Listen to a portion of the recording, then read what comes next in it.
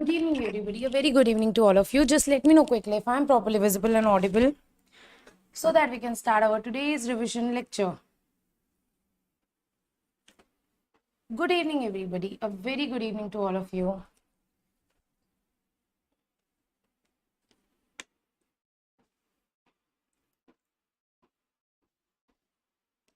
Good evening, Mehboobi. Good evening, Pawan, Jethalal, Khushi, Aman, Shikha. Good evening, everybody. A very good evening to all of you. Good evening, Tushar. Good evening. Okay.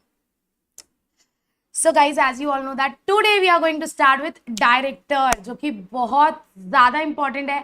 It's very important plus very interesting plus very lengthy. So I have tried to concise this chapter for you through this notes, and today we are going to study director. Please be very attentive. भले नींद आए कुछ भी आए, बहुत attentive रहना आज की क्लास में क्योंकि बहुत important lecture है. So it's very important. Be very very very attentive as much as you can in this lecture because director have started. वैसे तो you should be in general meeting also, but now since director have started, be very attentive. This lecture is gonna be very important for you. Trust me, after the end of this lecture you will be like, ma'am, now getting confidence in director and like phod denge, we'll do it. So it's my guarantee that after this lecture you'll definitely get your full confidence, and you know what, without effort you will remember section also. You'll remember all the section of this chapter properly. You'll remember the form numbers, you'll remember the provision, as well as you'll understand the provision. And after this lecture you all will comment and say that, ma'am, you all will message me and say that, ma'am, we can solve the case law question of director. We are getting this confidence. So let me show the link of the class so that if anybody want to take benefit of this class, then they can join. So please share the link of the class to all your friends who are appearing in June 2022 examination module 1. Let me quickly share the link.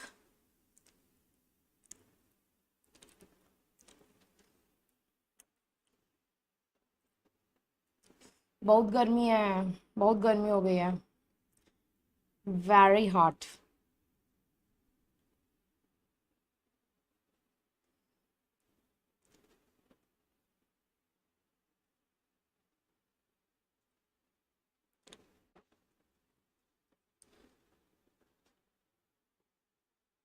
Okay, great. Good evening, Shubham. Good evening, Palak. Okay.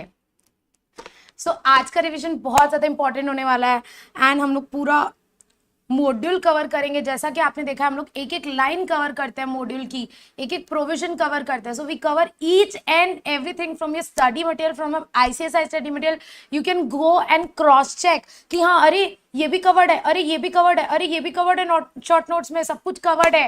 And trust me, if you attend this revision, this short notes is everything you need one day before the exam. So let's start our today's lecture with all joy and enthusiasm. Please give me a big fat thumbs up in the chat box if you are good to start with our section 49, which is director, and give a big fat thumbs up to the video as well so that we can start our today's lecture with a full josh and enthusiasm. And you know what, some people say, ma'am, Hindi में class लेने में मज़ा आता है, English में मज़ा नहीं आती. मज़ा का क्या करना है? You know what, a few students also personally messaged me and said that, ma'am, because you are taking classes in English, it helps us to write also in the exams, because in exams we don't have to write in Hindi, right? We have to write in English. So it's not like you don't understand English, you understand English, but the benefit will be that it will also help you to properly write your answer in your exam. It will help you with your legal language also, right? And after this class I will also show you my studio, because I got a new studio setup, everything. So I'll show you my all new studio setup, okay, through another live. After your exam I'll show. Okay, great. So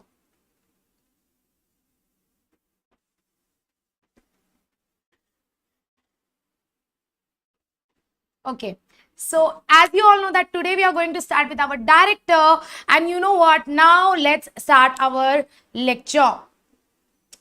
And directors, Director is basically, if I talk about your Companies Act, then director is basically your chapter 6 of Companies Act 2013, 11, sorry, 10, 11. This is, director is your chapter 11 of Companies Act 2013, which covers from section 149 to section 172. So this chapter covers your section 149 to 172. We will cover each and every section along with the rules, and for this respective chapter there is a rules in your Companies Act, which is basically the company's appointment and qualification of directors rule 2014. So these are the basic thing, that the chapter is chapter 11, which covers 149 to 172, and the respective rules are appointment and qualification of director. And you know what, because the chapter name is director, all the form series of this chapter is DIR. So forms are like DIR 1, DIR 2, DIR 3 and so on. So now this is a section list given, which anyhow will cover. First question, who is director? In order to be qualified as a director, you have to be appointed as the director in the board of the company. So there is a proper definition of the director given in section 2 clause 34, which says that directors are the brain of the company. Why? Because our body runs through brain. Everything is calculated in the brain. So directors are considered as the brain of the company. And you know what? A company secretary is considered as the backbone of the company, because without a company secretary, a company cannot stand, it will fall. So this is the small point, that who are the directors? Directors means those person who are specifically designated as director, who are specifically appointed as director as per the provision of Companies Act 2013. Now what do you mean by board? Board is nothing but the collective body of director. Let's say in my company, Edumention Private Limited, there are 5 directors. Let's say Ishika, Pabak, Khushi, Sheetal and Tushar. We are the directors in Edumention Private Limited. And all five of us collectively, we will be known as board of directors, and individually we will be known as directors, and collectively we will be known as board. So what do you mean by board? Board in relation to company means the collective body of directors of the company. And one very basic thing I want to clarify you all, that wherever you study in the Companies Act that board has this power, board can pass board resolution, so that means all the collective body have that power, the whole board have that power, and any power can be exercised by passing a board resolution, which means there will be a board meeting, the voting will be done, and a resolution will be passed by the majority approval. So my question is, can a single director do anything on his own wish? The answer is no. A single director has no authority.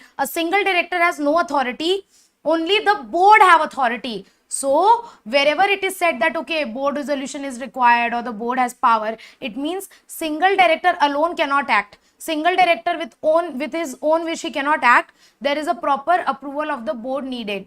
So now if I talk about the type of director, basically broadly there are 2 types of director. Number 1 is executive director and number 2 is non-executive director. Who are executive director? The word executive director is defined in the Companies Act, that executive directors are the whole-time directors. And who are the whole-time directors? Whole-time directors are those directors who are in the whole-time employment of the company, which means full-time employment of the company. So let's say I am working full-time anywhere, 9 to 7. I am working full-time as a director, then that director will be known as full-time director. So basically executive directors means those directors who are working full-time in that company. They are coming daily and ultimately they are managing the company. And you know, managing directors are also whole-time director. So basically these 2 kind of director are covered in EDs. Who are covered in EDs? Whole-time directors and executive directors. They are covered in the EDs. Executive directors. So whole-time directors mean basically you are in full-time employment. You are every day going to the company and you are managing the company. You are managing the affairs of the company. Now if I talk about what do you mean by NEDs, non-executive director. Non-executive director are like kabhi kabar muh dikhane ke liye aate hain. They don't completely manage the company. They just show their faces in the meetings. They don't come daily to the company. They are not the executive director, which means they don't completely manage the company. They don't come to the company daily. They just show their faces in the meetings. So they are non-executive director. They are not in the full-time employment. वो कभी कभार आते हैं, meetings वगैरह में आते हैं, decisions वगैरह लेते हैं, लेकिन daily day-to-day management नहीं देखते हैं. They don't take care of the day-to-day management of the company. They are not in the full-time employment of the company. And you know what? This word non-executive director is properly defined in the Companies Act 2013. And the definition is non-executive directors means other than whole-time director. So basically those directors who are in full-time employment, whole-time employment, they are EDs. And those directors who are not whole-time director, who are not in full-time employment, they will come under NEDs. Now, do you know who are IDs? वैसे तो we'll study in very detail who are IDs. IDs means independent directors. Independent directors who have no relation with the company. They are completely independent, like completely independent. They don't have any relation with the company. They are IDs, independent director. And does NEDs and IDs mean same? The answer is no. NEDs is a broader term, ID is a narrower term. NED is a broader term, ID is a narrower term, which means that if this is NED, then this are ID, which means that NEDs can be of two types. Either they can be ID or they can be non-ID. So please don't confuse. It's like flower is a broader category and rose is a smaller category. Rose is just a type of flower. So that's why IDs are just a type of NED. Are you getting this point? So can I say this, that all IDs are NEDs? All IDs are NEDs, but all NEDs are not IDs. Why? Because there are some non-ID NED also now. So that is why I can say that all IDs are NEDs, but all NEDs are not ID. So I hope you got this point, that what do you mean by EDs and NEDs. Now coming to the provision, our section 149. Section 149, the first section of this chapter, director, which talks about a lot of things, which talks about minimum and maximum number of director, which talks about women director, which talks about resident director, which talks about independent director. All these types of directors are discussed in section 149. First of all, section 149 subsection 1. Section 149 subsection 1 says that what is the minimum number of director and maximum number of director. So you don't have to worry. The minimum number of director is 1, 2, 3. 1, 2, 3. For OPC, the minimum director should be 1. For private company, the minimum director should be 2. And for public company, the minimum director should be 3. Just like OPC, private, public, 1, 2, 3. And maximum, how many directors can be there? Maximum, there can be 15 directors in a company. Maximum, there can be 15 directors in the company in all three. So my question is, can a OPC, can a one-person company can have more than one director? My question is, can a one-person company have 2 directors? Can a one-person company have 15 directors? Can it? Can? Tell me.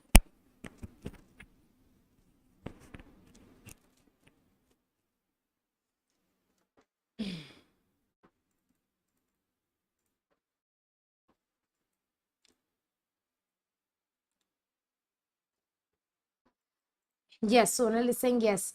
Yes, which means that yes, one-person company can have more than 15 director. No, Pawan, one-person company can have more than one director. Why? Because one-person company means the shareholder is one. It doesn't mean that director will also be one. One-person company denotes that the shareholder member is one-person company. But even in one-person company, minimum one director requirement is there, but maximum there can be 15 directors even in one-person company. However, if you want to increase this limit of 15 for all three, for public company, private company, OPC, the maximum number of director is 15. However, for all three, if you want to appoint more than 15 directors, if you want to increase the total number of directors to more than 15, then you have to pass special resolution, which means that if you want to appoint 16 directors, 17 directors, if you want to appoint more than 15 directors, then you need to pass special resolution in your general meeting. So by passing special resolution, you can appoint more than 15 directors. You know what, sir? There are two exceptions. Section 8 company, no minimum maximum limit applicable. A Section 8 company, there is no minimum or maximum number of director requirement. They can even have a 1 director, they can have 50 directors, 100 directors as per their wish. The minimum and maximum limit is not applicable to a Section 8 company, and the maximum limit of director is not applicable to government company, which means that even a government company can have 50 directors, 60 directors without passing special resolution, because the maximum limit of director is not applicable to government company. Understand this, grab this, keep in your mind and try to remember in the class itself. Okay, very easy. We are done with section 149 subsection 1, which talks about minimum and maximum number of director. Now coming to the second topic, woman director. As per section 149 subsection 1 ka second proviso, there is a concept given that certain companies are required to have one woman director. Woman director means lady director in their board. Which all companies is required to appoint at least one woman director in their board? Sir, every listed company is required to have at least one woman director in their board, and every other public company whose paid up capital is 100 crore or more or turnover is 300 crore or more, then they should appoint at least one woman director in their board. I hope this point is crystal clear to you, that who have to appoint woman director? Every listed company and every other public company having paid up share capital of 100 crore or more or turnover of 300 crore or more, they have to appoint mandatorily one woman director in their board. So now please understand that the private company is out of the applicability, because in private company anyhow there is a 2 director requirement. उसमें से भी एक औरत खोज के लाए, 2 ही तो director चाहिए. So in private company there are only 2 director requirement. How will we bring one woman in that? So in private company there is no such requirement. This requirement is only for listed company and for badi public company. For those unlisted public company whose paid up is 100 crore or more or turnover is 300 crore or more. This word or signifies that even if any one of the limit is exceeded, then you have to appoint a woman director. This data obviously you will check of the last balance sheet, right? If there is a casual vacancy of a woman director, let's say she became insolvent, she died, or she got unsound mind, or any reason she resigned from the company, for any reason, if there is intermittent vacancy means she left the company before the tenure, before the end of the tenure. In that case, who will fill up that vacancy? Means who will appoint another woman director? In that case, the vacancy will be filled by the board. Is a normal woman director also appointed by board? The answer is no. Woman director is anyhow a director, and director is always appointed by shareholders by passing ordinary resolution. We will study that in section 152. I am just telling you that if you are appointing a woman director, who will appoint it? Shareholders will appoint a woman director by passing ordinary resolution. But if there is vacancy, if there is casual vacancy, if there is intermittent vacancy, then who will fill up that vacancy? That vacancy will be filled up by the board by passing board resolution within next board meeting or 3 months, whichever is later. There is a deadline given that it's like, is it okay if we fill up the vacancy after 2 years? No. There is a deadline given. What is the deadline? The deadline is next board meeting or 3 months, whichever is later. So let's say next board meeting is within 2 months. So whichever is later, 2 months or 3 months, obviously 3 months, then the board have to appoint another woman director within 3 months. So the deadline is board have to fill up the casual vacancy within next board meeting or 3 months, whichever is later. So this is all about woman director. Now there is another section, section 149 subsection 3, which talks about resident director, that every company should have one resident director. Now here there is no bifurcation of public and private. Here it is said that doesn't matter you are public company, private company, listed company, unlisted company, doesn't matter. You are a company now, you have to appoint one director who stays in India, Now, what is the criteria of resident director? The criteria is you should stay in India for at least 122 days during the current financial year. So let's say this is the current financial year from 1st April till 31st March, 1st April till 31st March. This is the whole 365 days period. Among this 365 days period, you should stay in India at least 182 days. Then only your company will comply. So there was a question, one student, I guess Mehboobi, asked me in the telegram. One student sent me a question that was a past exam question. In that there was a question that 3 Singapore nationals want to incorporate a company in India. Can they do so? And they want to be the only shareholder, they want to be the only director. So what would be the answer of this? The answer would be, bro, if they are the only shareholder, it's okay, because there is no requirement that shareholders cannot be from outside India. So there is no prohibition on that. But there is prohibition that there should be at least one resident director who stays in India for at least 182 days during the financial year. So those 3 Singapore national, they alone cannot become the director of the company. They have to appoint at least one resident director in the board of that company. So that would be the answer of that question. This was a past exam question. So there was question on this resident director. So please understand that every company, every single company should have at least one director who stays in India. Okay.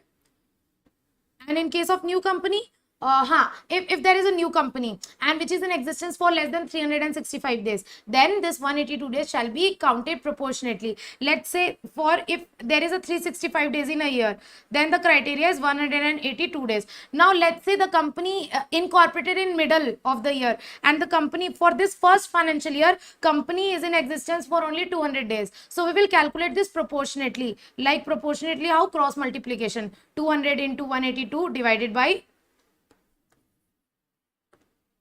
200 into 182 divided by 365. This is how we will calculate it proportionately. Bachpan ka maths bhool nahi jana re. Okay. So after that, next section is section 149 subsection 4, which talks about independent director. Section 149 subsection 4, independent director. First of all, section 149 subsection 4 talks about applicability of independent director, that which company has to appoint independent director. Which company has to appoint independent director? First of all, every listed company shall have at least 1/3 of the total director as independent director. Every listed company should have at least 1/3 of the total director as the independent director. Now here, what does the word at least means? The word at least means that if there is any a decimal figure, then you will round off it to higher number. If there is any figure in decimal, then you will round off it to the higher number. So let's say I am giving you just an example. Let's say that the total number of directors are 10. Let's take an example that the total directors are 10. Then how many independent directors should be there? And this is a listed company. And in this listed company, the total number of directors are 10. How many, please tell me, how many independent directors should be there? You will calculate 1/3. You will calculate 1/3, that 10 into 1/3. And you will find decimal. 3 3s are 9.333. So your answer will be in 3.3333. How you will round off it? You will round off it to higher number, which means you will round off it to 4, which means at least 4 independent directors should be there in this listed company. Are you getting this point? Very good. Yes, everybody is giving the right answer. I'm so proud of you all. Everybody is giving right answer. That how many independent directors are required to be appointed? Every listed company should have at least 1/3 of the total director as independent director.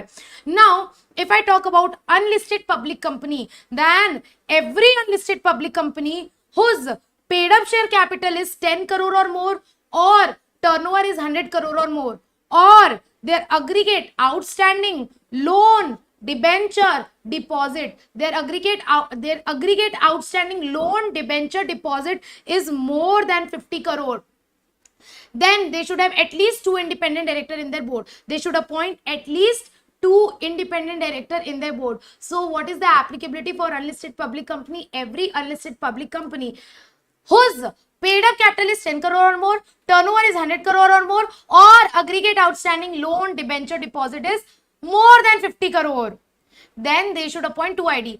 Please note that here it is or, which means even if any one of the limit got exceeded, then we have to appoint at least 2 independent director.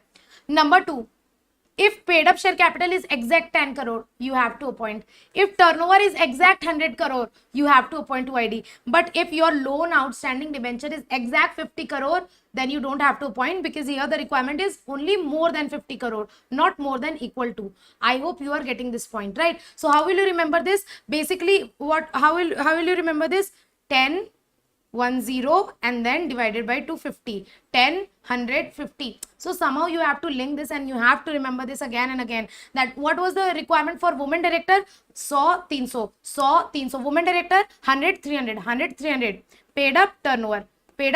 So this was women director. Here 10, add 10, 100 and then divide by 250. So this is how somehow link and remember, otherwise you will forget. We are not like a robot who can remember everything. So you have to make some memory technique, link it any way or other, so that you will remember it. Okay, so 10, add 10, 100, 50, 10, 100, 50, paid up 10 crore or more, turnover 100 crore or more, or aggregate loan debenture deposit more than 50 crore, then you have to appoint at least 2 ID. I hope you are able to understand as well as remember this. And this limit you will check from the last audited financial statement. This is very easy. If there is any casual vacancy, that means independent director, let's say he resigned, he died, or any other thing, he left the company before his tenure, then that will be intermittent vacancy or casual vacancy.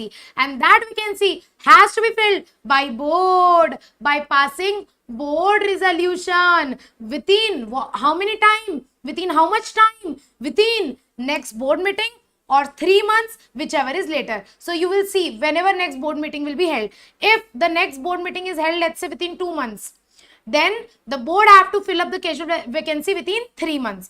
However, if the next board meeting is held, let's say after 4 months, then you have to fill up the vacancy within 4 months. I hope you are getting this point, that the board have to fill up the casual vacancy within next board meeting or 3 months, whichever is later. Now, very important point, sir, very important point. Sometimes any other law requires a higher number of ID. Let's say your company is an insurance company, and according to the insurance law, you need 3 ID. You need 3 ID. In Companies Act, you need 2 ID. In Companies Act, you need 2.2 ID. However, in Insurance Act, you need 2.3 ID. Which will you follow? Obviously, the stricter law. So, if in any other law, if under any other law, there is a requirement of appointing higher number of ID, then you should appoint that higher number of ID. So, let's say if your company is an insurance company, in Companies Act, 2 ID requirement is there. In Insurance Act, any 4 ID requirement is there. So you should appoint 4 ID. So you should comply with that higher number of requirement. I hope you are getting this point. If under any law, higher number of ID is required, then you should appoint such high number of ID. And you know what? You will study a committee, audit committee, in tomorrow's or day after tomorrow's lecture, that a company has to appoint an audit committee, and in that audit committee there is a requirement of independent director. And if due to the composition of audit committee, if because of the audit committee you are required to appoint higher number of ID, then you have to appoint that higher number of ID, then that higher number of ID will be applicable for you. I hope this point is crystal clear to all of you. And there is one point, very important point. You know what, if अगर एक बार limit exceed हो गई, एक बार ID apply हो गया, 3 साल तक पीछा नहीं छोड़ेगा. Which means that if once the limit of ID is applicable, then for continuous 3 months, for continuous 3 years, you have to appoint ID. And you know what? If you continuously cease to fulfill those three limit, paid up capital, turnover and loan limit for continuous 3 years, if you will be under the limit, then only you will get relief from appointing ID. Otherwise, if once you cross the limit, let's say my paid up share capital crossed 10 crore, now I have to appoint ID? Yes. Now, even if next year my paid up turnover or loan is under the limit, then also I have to appoint the ID. So, are you getting this point? That if once the limit is applicable, then for continuous 3 years, you have to appoint the ID. You have to follow this. You have to follow the procedure of ID, and if the company ceases to fulfill all three limit, paid up limit 10, 150, if a company ceases to fulfill this three limit for 3 consecutive years, for 3 continuous years, then only you will get relief from ID, then only you will not be required to appoint ID. I hope you all are crystal clear with this point. इससे case लो आ सकता है, मेरे time में आया था. So this, I hope you understood this particular point. There can be case law asked in this particular point. 3 गुना लगाना. Shubham. Okay, great. You know what? There are some companies to whom the applicability of ID is not applicable, which means there are some company who are not required to appoint ID. That is joint venture, wholly owned subsidiary, dormant company under section 455. You must have studied dormant company in your SBC part C, right? So these 3 kind of companies are not required to appoint ID if they are unlisted company. Please notice that these 3 companies are exempted from the requirement of appointing an ID only and only if they are unlisted company, which means that if, let's say, there is a listed joint venture company, there is a joint venture, Tata Starbucks, it's a joint venture company and it's a listed. So if I am not sure if it's a listed, but let's take an example. If it's a listed, then it has to appoint ID. However, if it is unlisted joint venture, then you know what? No requirement to appoint ID. I hope you are getting this point, that a joint venture, a wholly owned subsidiary, a dormant company. Why? Because see, dormant company is not functioning at all. Wholly owned subsidiary is completely controlled by another company, and joint venture is anyhow controlled by 2 companies. So these 3 companies are not required to appoint ID if they are unlisted company, And you know what? Apart from that, 2 other companies are also exempted from the requirement of appointment of ID. Number 1, Section 8 company. Number 2, specified IFSC public company. Section 8 company is not required to appoint ID. No provision related to ID is applicable to Section 8 company. And specified IFSC private company, specified IFSC public company is also not required to appoint ID. These 2 type of companies are exempted from appointing ID. So I hope this concept of ID is crystal clear to you, which is given in section 149 subsection 4.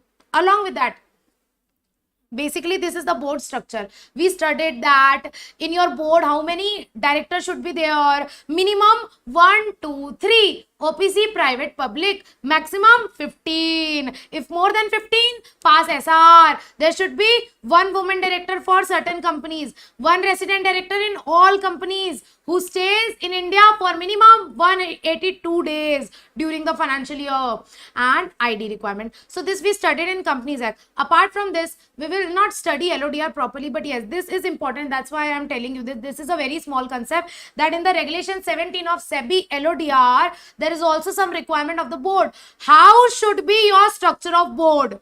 And you know what? SEBI LODR says that minimum 50% should be NEDs. Like, थोड़े बाहर वाले लोग भी होने चाहिए. Minimum 50% should be NEDs. Minimum 50%. Okay, so as you all know that SEBI LODR is applicable only to listed companies. First and foremost thing, SEBI LODR is applicable only to listed companies, and SEBI LODR says that there should be optimum combination of ED and NED. You should have minimum 1 woman director and minimum 50% should be NED, which means that, let's say there are total 10 directors in your board. Then minimum 5 should be NED and maximum 5 can be ED. I hope you are getting this point. Next is there is an appointment of ID requirement for a listed company. Under Companies Act, what we studied? Under Companies Act, we studied that for a listed company, ID requirement is 1/3. This we studied in Companies Act na. Under Companies Act it is written that listed company have to appoint 1/3 of the total director as independent director. However, if I talk about SEBI LODR, there is more strict provision. In SEBI LODR there is more strict provision, and in SEBI LODR it is given that you have to check whether your chairman of the company is NED or ED.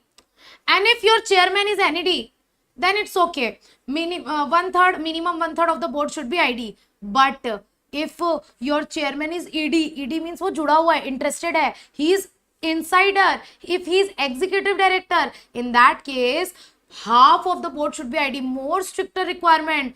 1/3 से काम नहीं चलेगा, आधे लोग independent director होने चाहिए. Please understand this point very carefully, that if chairperson is NED, non-executive director, then it's okay. Only 1/3 it should be ID. But if your chairman is ED, executive director, in that case at least half of the board should be ID. And third, if your chairperson is NED but he is promoter or related to promoter, then anyhow he is interested. In that case also at least half of the board should be ID. Are you getting this point? Let's say if total director are 10, law is saying minimum 5 should be independent director. So in this two situation where the basically chairperson is the interested party, or we can say he is the insider, either he is ED or he is an ED but anyhow he is related to promoter or he is promoter. In that case minimum half of the board should be ID. But if he is normal NED not related to the promoter, then 1/3 of the board can be ID. Now we are done with this section 149 along with LODR. There is one small question. Can a minor, छोटा मन्ना नन्ना मुन्ना बच्चा सीजू का Nobita become director? Can a Nobita become director of the company? Can a minor become director of the company? The answer is no, sir. Why? Because you will study that every person who want to be appointed as director have to obtain a valid DIN. DIN means director identification number, and in order to become director you have to obtain DIN. And you know what? Only a major, only 18 above can obtain DIN. So that is why this is a small question, that only a major can become a director, a minor cannot become a director in any company. Now coming towards very important provision, definition of independent director. Who are independent director and what are the provisions with respect to independent director, which is given in section 149 subsection 6. Section 149 subsection 4 talks about applicability of independent director. Section 149 subsection 6 talks about definition of independent director. है कौन ये independent director? ये है किस खेत की मूली? Who is independent director? Who can become independent director? So basically independent director should be independent. He should not be biased. He should not be related to the company. उसका company से इतू सा भी relation नहीं होना चाहिए. He should not be related with the company. And so first, there are a lot of conditions in order to become independent director. So these are the disqualification of independent director. If you are promoter, you will be disqualified. If you have pecuniary relationship, you will be disqualified. If you have all this thing, if you incur any of this disqualification, then you will be disqualified to become ID. And in order to become ID of any company, you should be qualified. So you should fulfill all this condition. First condition is independent director is a person other than MD, WTD, nominee director. MD, WTD, nominee. Why? Because sir, very logical. Independent director is non-executive director na. And MD and WTD are to EDs na. MD and WTDs are EDs, executive director, and independent director is NED, non-executive director. So that is why independent director cannot be MD. He cannot be WTD. Thirdly, he cannot be nominee director. Why? Because nominee director is appointed by either government or banks or FIs. So, independent director means a director other than MD, WTD, nominee director. Next, बुड़बक नहीं होना चाहिए. He should be a person of integrity, experience. Expertise means he should be intelligent. He should be honest. He should have experience in that field. He should be expert. So, he should be a person of integrity. सर्वगुण संपन्न होना चाहिए हमारा independent director. पता है कि नहीं? Independent director should be सर्वगुण संपन्न. जैसे आप अपने लिए बहू ढूंढते हो ना, सर्वगुण संपन्न. इंडिपेंडेंट डायरेक्टर भी बहुत मुश्किल से ढूंढना पड़ता है. सीता जैसी नारी जाने दुनियादारी, पिया को सब कुछ ही वो माने. सब कुछ होना चाहिए.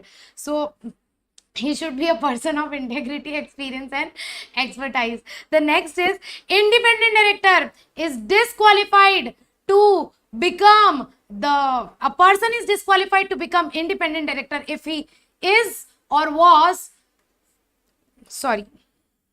yes, a person can be appointed as the independent director if he is not the promoter of the company, subsidiary holding associate. So I always refer this word in my classes, kosha. Kosha stands for co for company, S for subsidiary, H for holding and A for associate. So in order to be appointed as the independent director, you should not be promoter ना. तो आप बोल रहे हो आप independent director हो. If you are promoter you can not become independent director because आप तो घर वाले हो गए ना. If you are promoter you are insider, you are interested party. So you should have no relation with the company in order to be appointed as independent director. So in present also and in past also, that is why is or was, you know grammar na, is or was, which means in present also you should not be promoter and in past also at any point of time you should not be promoter of kosha. And if you are promoter of kosha, then you cannot become independent director. So you should not be promoter of kosha. Next, you is or was not relative to promoter of kosha, which means relative ने कांड किया, आपको भुगतना पड़ रहा है. Even if your relative is the promoter of kosha, you are disqualified. You are disqualified. So your relative, if your relative is the promoter of kosha, then you are disqualified to become independent director. Are you getting this point? That you are disqualified if you can be appointed as an independent director only and only if you are not the relative to the promoter of kosha. My brother is promoter of, let's say, a company XYZ Limited. So I am disqualified. I am also disqualified to become the independent director of XYZ Limited. Why? Because my brother is the promoter. So even if the relative is promoter, then I will be disqualified. Next is, you should have no pecuniary relationship, sir.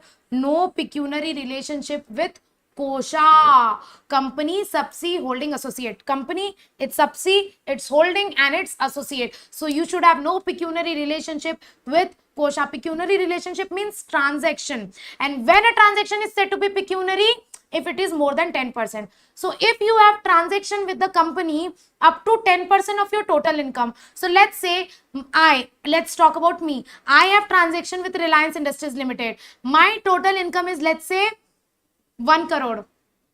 It is not, but let's say my total income is 1 crore. So what is the 10% of 1 crore? 10 lakh. So if I am doing transaction with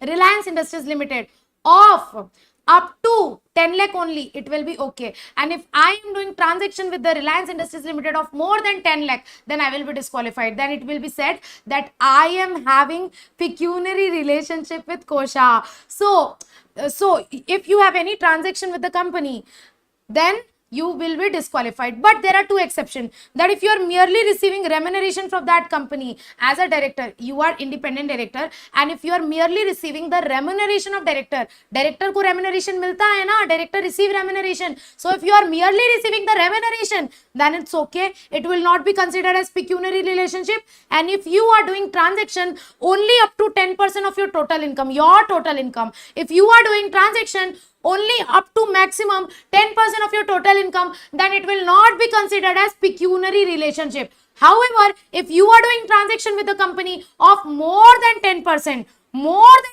of your total income, then it will be said to be pecuniary relationship and you will be disqualified to become the independent director. I hope you are getting this point. And you know what? Here the requirement is, in current year also you should not have a pecuniary relationship, and in the past 2 financial year also you should not have pecuniary relationship. So there is a condition that you should not have pecuniary relationship in the current financial year also and in the last 2 financial year also. Ma'am, 3 years before, in 2016 I was having pecuniary relationship. Can I become independent director? Am I eligible? Yes, you are eligible. In the current year, let's say the current financial year is 2022-2023. So in this current financial year also, you should not have pecuniary relationship, and in last 2 financial year, which means 2021 to 22 and 2020 to 21, in this 3 financial year, you should not have any pecuniary relationship with Kosha. I had pecuniary relationship, ma'am, in 1920. Is it okay? Yes. Is it okay? Doesn't matter. So I hope you are clear till here. Next is relative का कांड किया relative ने फंस जाएंगे हम. So if your relative is either doing this or this or this or this, then you will be disqualified. काम कौन कर रहा है? Relative. It's like I remember one very funny quote कि हमारी दोस्ती कुछ ऐसी हो कि क्या था, मैं भूल गई, कि गलती, हाँ, सड़क पर लात तू खाए और गलती मेरी हो, ऐसा कुछ था. तो इट्स लाइक कांड किसने किया? किसी और ने. गलती आपको भुगतना पड़ रहा है. It's like who is doing all this thing? Relative. But you will be disqualified. If your relative is doing all this thing, then you will be disqualified to become the director. Now, what is the disqualification? The disqualification is if your relative, who is relative? I have told number of times, 2 upper, 2 middle, 2 niche. Mother, father, upper, brother, sister, and son, daughter, son's wife, daughter's husband. So they will be disqualified. And spouse, husband, wife. So if your relative is doing any of this 4 thing, then you will be disqualified to become the director. If your relative holds any security, shares, debentures, etc., if your relative hold any shares of interest of more than this limit of Kosha in current financial year or preceding to financial year, then you will be disqualified. Please understand carefully that your relative has purchased share of the company, you will be disqualified. Your relative has purchased share of the company in past 2 years, you will be disqualified. But there is a limit. If they are holding share only up to 10 lakh, 20 lakh, it will be okay. Sir, there is a limit given that they can hold share up to 50 lakh or 2% of paid up share capital, whichever is less. So this is the limit. They can hold share up to 50 lakh or 2% of paid up capital, whichever is less. However, if they are holding security of interest of more than this limit, this is the limit, and if they are holding security of interest of more than this limit of the Kosha, then you will be disqualified. You will be disqualified. Either they are holding in current financial year or preceding to financial year. Next, they have taken loan from Kosha. Your relative has taken loan, you will be disqualified. Your relative are indebted. Indebted means you have loan, you have boj to repay that loan. Your relative is indebted to company of 50 lakhs or more. There is a limit given that 10-20 lakh का loan लेंगे फर्क नहीं पड़ता. If you are taking loan maximum up to 49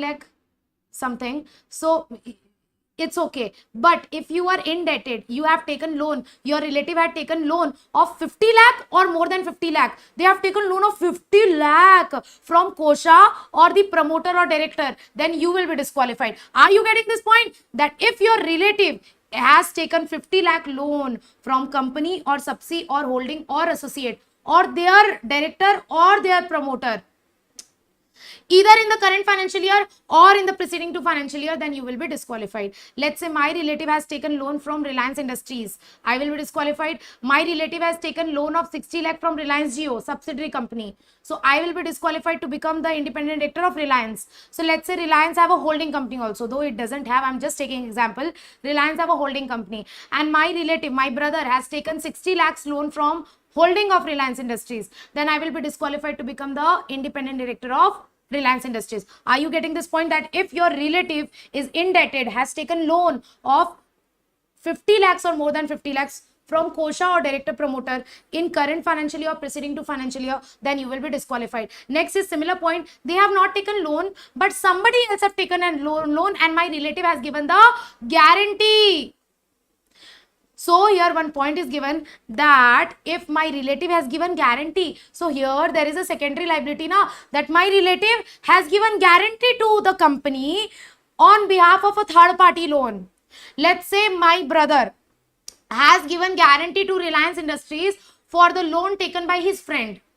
My brother's friend has taken loan from Reliance Industries Limited and my brother has given guarantee on that behalf. So if that guarantee amount is 50 lakhs or more than 50 lakhs, then you will be disqualified. So if your relative has given guarantee or security, security means mortgage, girvi. So if your relative has given guarantee or security of 50 lakhs or more than 50 lakhs to Kosha or director promoter, to Kosha or their director or promoter in the current financial year or the preceding to financial year, then I will be disqualified to become the independent director. Last point, if my relative has pecuniary relationship, relative का relationship है, मैं मार खा रहा हूँ, बताओ. My relative has pecuniary relationship, my relative has done transaction with the company of minimum how much? There is a limit given. What is the limit? The limit is 2% of gross turnover or 2% of total income, whichever is less. So if my relative has pecuniary relationship with the company of 2% of gross turnover or 2% of total income, 2% of gross turnover or 2% of total income in the current financial year or in the preceding to financial year, then I will be disqualified to become the independent director of that company. समझ रहे हो? कांड relative ने किया, सजा हमें भुगतनी पड़ रही है. This activity is done by, loan is taken by your relative, guarantee is given by your relative, sure security interest is purchased by your relative, transaction pecuniary relationship is done by your relative, but you will be disqualified if your relative, आपके relative ने कांड या तो इस साल किया या तो पिछले 2 साल किया, तो भी आप disqualified हो जाओगे. Your relative has done all these 4 things in the current financial year or the preceding to financial year, then you will be disqualified to become the director. Next is if you yourself or your relative is or was east or west. CS students are the best. Is or was. So you himself, if he himself or his relative is or was not the KMP or employee of Kosha. So if you are the key managerial personnel, who are key managerial personnel? Key managerial personnel are CS, CFO, CEO, MD, manager, WTD. So if you are the key managerial personnel, you are key managerial personnel, how can you become the independent director? And if you are employee of the company, then you are the insider. So in order to become independent director, you should not be KMP or employee. You should not be KMP or employee. So if you is the KMP or employee of Kosha, you will be disqualified to become ID of the company. And even if presently you are not the KMP or employee, but in the last 3 financial year, in the preceding 3 financial year, you was KMP or employee, then also you will be disqualified. You know what? Currently, I'm not a CS of Reliance, but 2 years back, I was the company secretary of Reliance Industries Limited. Then I will be disqualified to become the independent director of Reliance Industries Limited. And if my relative, let's say I have a sister, she is also a CS. So let's say my sister is the is the CS of Reliance Industries Limited. I will get disqualified. My sister is employee in Infosys. I will get disqualified to become the independent director of Infosys. So if you yourself or your relative is or was not KMP, you are not the KMP employee of Kosha in the last 3 financial year, then only you will be eligible to become the independent director. Then only you will be eligible to become the independent director. I hope this point is crystal clear to all of you. And you know what? If you're there is one small point that if your relative is just an employee, he can be appointed as a director. One mistake I done. I'm sorry for my mistake. I want to correct myself that let's say I have my relative, my sister. My sister is just an employee in Infosys. Then doesn't matter. I can be appointed as independent director of Infosys. But if my sister is KMP in Infosys, let's say my sister is a CS in Infosys, then I cannot be appointed as an independent director of Infosys. So if the relative is KMP, then I will be disqualified. But if his relative is just employee, then I will not get disqualified. Then I can be appointed as independent director. Are you getting this point? That if relative is just employee, there is one exception, that if relative is just employee, in that case I can be appointed. My sister, my relative is just employee in Infosys, I am still eligible, I can be appointed as the ID of Infosys. So this is the small point. Please hold your breath. We are almost done with the definition. The next point, if you yourself or your relative is or has been employee, proprietor, partner. What? If you or your relative is in present or in past, is or has been what? Employee, proprietor or partner.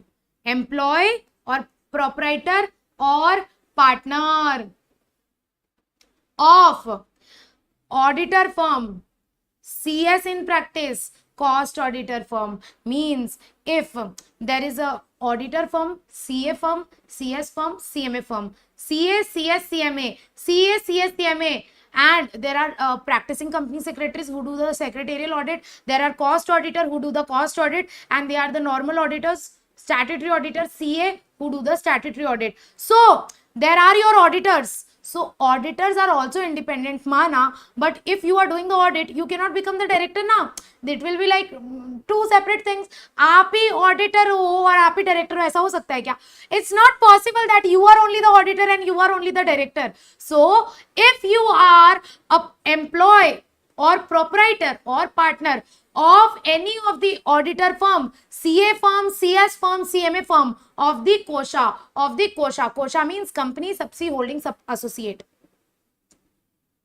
then you will be disqualified. And let's say I am not the employee proprietor partner of that audit firm, my relative is the employee proprietor partner of that audit firm. So very small example, let's say there is a company Reliance, and let's say I am a practicing company secretary, and I am the auditor of Reliance. So can I become the independent director? The answer is no. And let's say not me but my relative is the practicing company secretary, my sister, and she is the auditor of secretarial auditor of Reliance. So even I will get disqualified. So neither me nor my relative. Okay, so is one point given. If you or your relative is or has been employee, proprietor, partner of CA firm, CMA firm, CS firm of the kosha, either in present, either in the current financial year or in the preceding 3 financial year, then you will be disqualified to become the independent director. Are you getting this point, madam? That if you or your relative is or has been employee, proprietor, partner of CA firm, CS firm, CMA firm of the kosha, either in present or in the past 3 financial year, then you will be disqualified to become independent director. Tushar हम लोग आएंगे small shoulder director पे, जब वो वाला topic discuss करेंगे तब मैं आपको क्लियर कर दूंगी, ठीक है. उसके बाद if there are some lawyer firms also na, there are some advocates na, yes ma'am, there are legal firms also, there are consultancy firms also from whom we take consultancy, there are legal firms from whom we take legal advice. Advocates, legal firm means basically a firm of advocates. So if you or your relative is or has been employee, proprietor, partner of any legal or consultancy firm who have a transaction with the kosha of at least 10% of the gross turnover of that firm, then you will be disqualified. So let's say there is a legal firm, my student Sonal, she is also doing law. So let's take, she has a practicing legal firm. So let's say she has a legal firm and she is doing transaction with the company, and let's say the turnover of the firm is, let's say the turnover of the firm is 100 crore turnover. The turnover of her firm is, let's say, 100 crore, and she is doing transaction with the company. She is receiving income from the particular company. Let's take the example of company Reliance. She is giving consultancy to Reliance. She is the legal firm of, her firm is the legal firm of the Reliance, and she is doing transaction with the company of 10 crore or more than 10 crore. Then she will be disqualified to become the independent director, and her relative will also be disqualified. So there is one point given that legal consultancy firm mein limit aa jati hai that you will be disqualified only if that legal consultancy firm is having transaction with the company or its subsidiary or its holding or its associate of more than 10%, of at least 10%. So if let's say we have a legal consultancy firm and we are doing transaction with the company, we are providing services to the company, but only up to 5% of our turnover, then you will not be disqualified, which means that only if a legal consultancy firm, legal firm or a consultancy firm is having transaction with quota of 10% of more, from what you will calculate 10% of gross turnover of the firm. So we will see what is the turnover of this firm, and if this firm is if this firm is doing transaction with quota of 10% or more than 10% of the gross turnover of the firm, then all the employee proprietor partner of this legal consultancy firm will be disqualified to become the independent director. I hope this point is crystal clear to all of you. And you know what? Even if I am not the employee proprietor promoter, not employee proprietor partner of this legal firm, my relative is the employee of a legal firm. That legal firm is transacting with the company Reliance Industries, I will also get disqualified. And even if this transaction is not in the current year but in the preceding 3 financial year, then also you will be disqualified. Are you getting this point? Here the limit is for the last 3 financial year, that if you are having transaction with the company of 10% or more of the gross turnover in any of the preceding 3 financial year, then you will be disqualified to become the independent director. So please listen to this carefully. If the person himself or his relative is in present or has been in the past 3 years employee, promoter, partner, not promoter, employee, proprietor, partner of such a legal firm, of such a consultancy firm which is having transaction with the quota of 10% or more of the gross turnover of such firm. I hope this point is crystal clear to all of you. Almost done with the definition. Last 2 points. If you are holding share of the company, you will be obviously disqualified. Why? Because becoming a shareholder, you are acquiring interest in that company. So if you are acquiring shares of 2%, you will be disqualified. Let's say I am holding 1%, my brother is holding 1%, then also you will be disqualified, because we will take aggregate shareholding together with the relative. So let's say this is me, I am holding 0.5% shares in XYZ Limited. My brother is holding 0.5%. My sister is holding 0.5%. My mother is holding 0.5%. All together, me along with my relative, my brother, sister, mother, me along with my relative, we are holding 2% share in XYZ Limited, then I will be disqualified to become the independent director of this XYZ Limited. So if you together with your relative are holding more than equal to 2%, which means at least 2% of the TVP. TVP means total voting power of the company, then you will be disqualified to become the independent director. Lastly, you know NGOs, NPO, NGOs, yes. So there are certain NGOs who receive donations from the companies, who receive donation of the company. So if there is any NGO which is receiving 25% of the total receipt from the Kosha or the promoter director of the company, there is any NGO, non-government organization, non-profit organization, charity companies. So there are certain NPOs, NGOs who are receiving at least 25% of the receipt from the Kosha or the promoter director of the company. Then the CEO or director of that NPO will be disqualified to become the independent director. And here the requirement is only is, which means if you was the CEO or director in the past, doesn't matter, you will still be eligible. You will become ineligible if you are presently the CEO or director of NPO which is receiving 20% or more of its receipt from the Kosha or the promoter director of the company. Or there is one more requirement. Even if that NPO is not receiving the receipts from the company, but that NPO is holding 2% or more of the TVP of the company. So here there is or, that means either of these 2 conditions is satisfied, then you can then you will be ineligible. So if there is an NPO either which is receiving 25% or more of its receipt from the Kosha or the promoter director, then the CEO or director of that NPO will be disqualified. And let's say there is any NPO which is not receiving 25% receipt from company, but that NPO is holding 2% of the shares, 2% of the voting power in the company, then also the CEO or director will be disqualified. Please note that here there is only company, not Kosha, which means that if NPO is holding 2% share of subsidiary holding, doesn't matter. So here the requirement is only with company. However, here also in this point also, when we were talking about the shareholding, here also there was requirement only for company, only for company. So if you are holding shares in a company, you will be disqualified. Doesn't matter if you are holding, let's say I want to become independent director of Reliance Industries and I am holding shares of Geo subsidiary. Is it okay? Yes. You will be ineligible if you are holding 2% or more of the TVP of company. Okay. And lastly, if there is any NPO which is holding 2% or more of the TVP of that company, then the CEO or director, present CEO and director will be disqualified.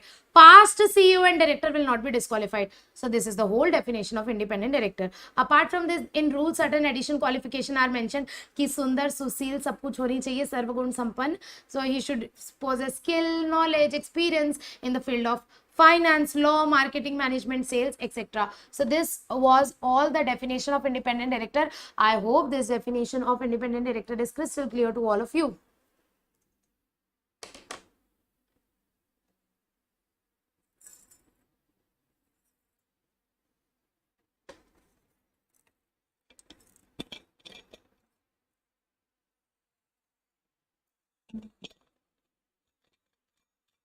Okay.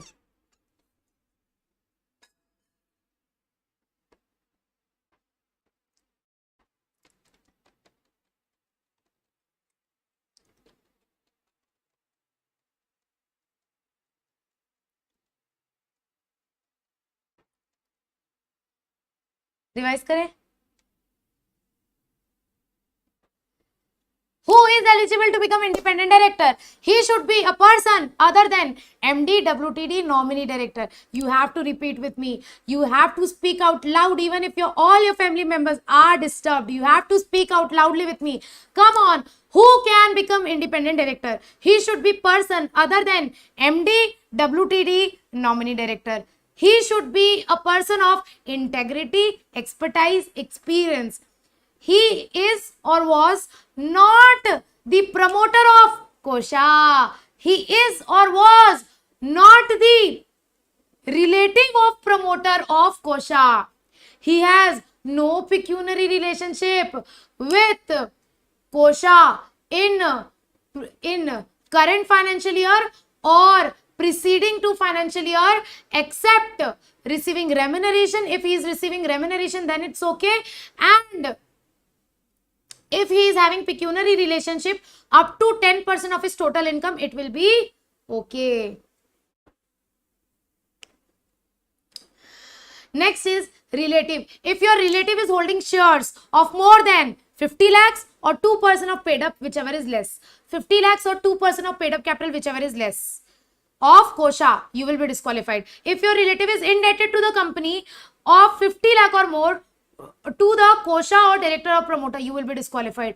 If your relative has given guarantee or security of 50 lakh or more to Kosha or director or promoter, you will be disqualified. If your relative has a pecuniary relationship of 2% of gross turnover or 2% of total income, then you will be disqualified, either in the current financial year or in the preceding 2 financial year. Next is, please note that here promoter was for lifetime. Now, if at any point of time is or was, you was the promoter or your relative was promoter, you will be disqualified. Here it is for last 2 financial year. Secondly, if you or your relative is or was the KMP or employee of Kosha in the preceding 3 financial year, then you will be disqualified. However, if your relative is just employee, it will be okay. Next is, if you yourself or your relative is or has been employee, proprietor, partner of CA firm, CS firm, CMA firm of the Kosha in the current financial year or in the preceding 3 financial year, you will be disqualified. If you or your relative is or has been employee, proprietor, partner of the legal or consultancy firm which is having transaction with Kosha of 10% or more of the gross turnover of the firm, either in the current financial year or in the preceding 3 financial year, you will be disqualified. The next point is, if you hold together with your relative 2% or more of the TVP of the company. Last point, if you are in present the CEO director of such NPO, either which is receiving 25% or more of its total receipt from Kosha or promoter or director of company, or it is holding 2% or more of the TVP of the company. Now I hope this definition has got simplified for you. If you will study module now, if you will see module now, you will be like appa jappa jappa, kuch samajh mein nahi aaya, sab upar se par ho gaya. वैसे this notes are made from module, so each and every point from your module is covered here, but if you'll read from module directly, it will be difficult for you to understand, right? So with this, we are done with the definition of independent director. The next point is we will cover now very quickly 149 subsection 7. 149 subsection 7 says that the independent director has to declare his independence. The independent director has to declare, I am independent, I am independent. He has to make a declaration. He have to make a declaration that I am independent, because he has to satisfy board that I am independent. So when he have to give his declaration, will he go to the Red Fort and declare there? No, he has to declare his independence in the board meeting. So there are 3 times when an independent director have to declare his independence. Number 1, in the first board meeting in which he attends, after he become independent director. So the day he become independent director, after that, the first board meeting which he will attend, in that board meeting he will declare that, sir, I am independent. What do you mean by independent? Means I am not incurring any of this disqualification. I am independent means I am Sundar Susil Nari, I am not disqualified under all this provision. I am independent. Okay, next is every financial year, first board meeting, you have to declare your independence. In the first board meeting of every financial year, you have to declare your independence. And after that, in case there is any change in your relation with the company which is affecting your independence, let's say you purchase share of the company, so we will check now how much share you purchased, whether it is within the limit of 2% or it is more than 2%. Because if you will purchase 2% share, then you will disqualify now. So even after being appointed also, if there is any change, if there is any situation which is affecting your independence, then immediately after that change, whenever the next board meeting will be held, in that immediate next board meeting, you have to declare your independence. I hope you are getting this point, that independent director had to declare his independence 3 times. In the first board meeting which he attend after becoming ID, next in the first board meeting of every financial year, next whenever there is any situation which affect his independence, then after that situation or after that change, immediate next board meeting, he has to declare his independence. Sir, I am still independent. I am independent. Okay. Okay, 149 subsection 8, very small section, that there is a code of conduct for independent director is given, that independent director को ऐसा करना चाहिए, independent director को वैसा करना चाहिए, how independent director should act. That is code of conduct of independent director, which is given in schedule 4. So 149 subsection simply says that ID have to follow that code of conduct. 149 subsection 9. 149 subsection 9 talks about remuneration of ID. Remuneration, not son, remuneration. Salary of ID. Will ID get salary? Yes. What does he get? He can get this 1, 2, 3 things. Number 1, ID, do he attend meeting daily? Do he attend company daily? No, he don't take care of the day-to-day management. He just attend the meeting. So for attending the meeting, you get a fees that is known as sitting fees. Otherwise, why will you devote your time to the company? You must get some fees in order to attend the meeting. So the independent director, any director, for attending the meeting, they get fees. That fees is known as sitting fees. This we will also discuss in section 197, which says that you can give one director sitting fees for attending one board meeting up to maximum 1 lakh. So let's say one director attended one board meeting. How much sitting fees can he pay? He can be paid 20,000, yes. 30,000, 50,000, 80,000, yes. 1 lakh, yes. 1 lakh 20,000, no. You can give maximum sitting fees of 1 lakh per director per board meeting. Per director per board meeting. And the sitting fees paid to independent director and women director should not be less than sitting fees paid to other director.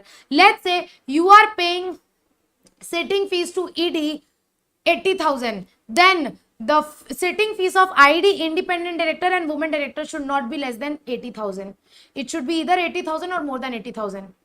Which means that the sitting fees paid to independent director and women director should not be less than the sitting fees paid to other director, but it can be more than sitting fees paid to other director. So number one, in remuneration, we pay remuneration to ID. What does we pay? Number one, sitting fees. Number two, he will come from different city now. Let's say Vinod Kothari, the firm in which I was working, he is the independent director, or let's say one company in Mumbai. So he will incur various expenses now of traveling, train, flight ticket booking, everything. So they will do the reimbursement. They will reimburse your expenses for attending the board meeting. If the independent director incur any expenses in attending the board meeting, that will be reimbursed. Next is profit based commission. Profit based commission means if the members think that this independent director is very hard working, he is devoting so much time to the company, he has bought some really expertise to the company, so if the member says that de do commission, to de denge. So if the company is incurring profit, and whose company is it? Members company. So if the members want, they can give profit based commission like 2%, 3%. So commission is based on profit. So like company incur 1 crore profit, so we will give like 1% commission, 1 lakh. So we can give profit based commission, but profit based commission can be given to independent director only if it is approved by members. Director नहीं दे सकते, members के द्वारा approve करना पड़ेगा. Company किसकी है? Member की. So you have to take the approval of member for giving profit based commission to IDs. So ID can get these three things. Now there is one point that ID cannot receive stock option. There has been a lot of debate in this, and SEBI has brought consultation paper, and recently it can be amended in the coming near future. It can be amended that IDs will be allowed stock option. What do you mean by stock option? Employee stock option, ESOP. IDs, currently there is a prohibition in section 149 subsection 9 that IDs cannot get ESOP. IDs are not entitled to ESOP. You cannot give ESOP to ID, because see here the present logic is, if you will give ESOP to the company, if you will give ESOP to the IDs, ultimately they will purchase share of the company through that ESOP option, and once they will purchase share of the company, they will become interested in company. So that is why there is one point that ID cannot receive stock option. This is discussed in section 149 subsection 9, which talks about remuneration of ID. ID can get sitting fees, reimbursement of expenses, and profit based commission if approved by members. However, they cannot get stock option. 149 subsection 10, very important. 149 subsection 10, which talks about term of ID, which says that ID can be appointed for a maximum 1 term at a time. आप एक बार में 10 साल के लिए नहीं appoint कर सकते. You can appoint ID for a maximum 1 term at a time, and 1 term can be of maximum 5 consecutive years. Consecutive means continuous. You can appoint ID for a 1 term of maximum 5 consecutive years by passing ordinary resolution. Now let's say 5 years have ended. Can we reappoint him? Yes, ID is eligible for reappointment, and you can reappoint him after 1 term for 2nd term of another 5 years, but for reappointing him, you need to pass SR. For reappointing ID, you have to pass SR, and after 2 term is completed, then there will be cooling period of 3 years. After you have served 2 terms, then you have to take vanvas, you have to say tata bye bye to the company, and for the next 3 years there will be cooling period. Cooling period means for the next 3 years you cannot be associated with the company in any capacity. So I hope this point is crystal clear to you. One important point I need to note, that this 1 term can be of maximum 5 consecutive years. Can a 1 term be of 3 years? Yes. Can a 1 term can be of 4 years? Yes, it's your wish, but it can be of maximum 5 consecutive years. So let's say I have appointed ID for 1 term of 4 years. 4 years completed, then I passed SR and I appointed him for 2nd term of another 4 years. Can I appoint him again? You will say, ma'am, he can be appointed for 10 years. Now it's just 8 years, so we can appoint him for 2 years more. The answer is no. The law says that you can appoint an ID for maximum 2 terms. For maximum 2 terms. Even if that term is for less than 5 years, then also you can appoint ID for maximum 2 term. And after the 2 term is over, उसको tata bye बोल के जाना पड़ेगा. He have to go in the cooling period. He have to go vanvas, cooling period of 3 years. I hope this point is crystal clear to all of you. This is talks about term of ID. Role of ID very easy. ID को क्या करना चाहिए, कुछ नहीं, बस ऐसा लिखा है ID should bring expertise, ID should give independent judgement, ID should protect minority share holder, ID should do this, ID should do that. ID को क्या करना चाहिए पेज नंबर 708 में लिखा हुआ है, देख लेना, बहुत बेसिक से पॉइंट है. Let's talk about ID meeting. How ID meeting, does ID को अपना मीटिंग करना पड़ता है? Yes, ID have to hold at least one independent director meeting in one financial year without the presence of any non-ID, which means that IDs उसमें ना चुगली करेंगे किसकी, एग्जीक्यूटिव डायरेक्टर्स की, इसीलिए उसमें ना एक भी एग्जीक्यूटिव डायरेक्टर प्रेजेंट नहीं होने चाहिए. So there is one point that ID should do at least one meeting in one financial year, and in that meeting only ID should be present. Any ADs, WTDs, any non-IDs should not be present. Done, madam, done. We are done with the huge section 149. We are done with the huge section 149 in 1.5 hours. That's great. Okay, we'll take this speed for now. वैसे this ID concept was like a mountain.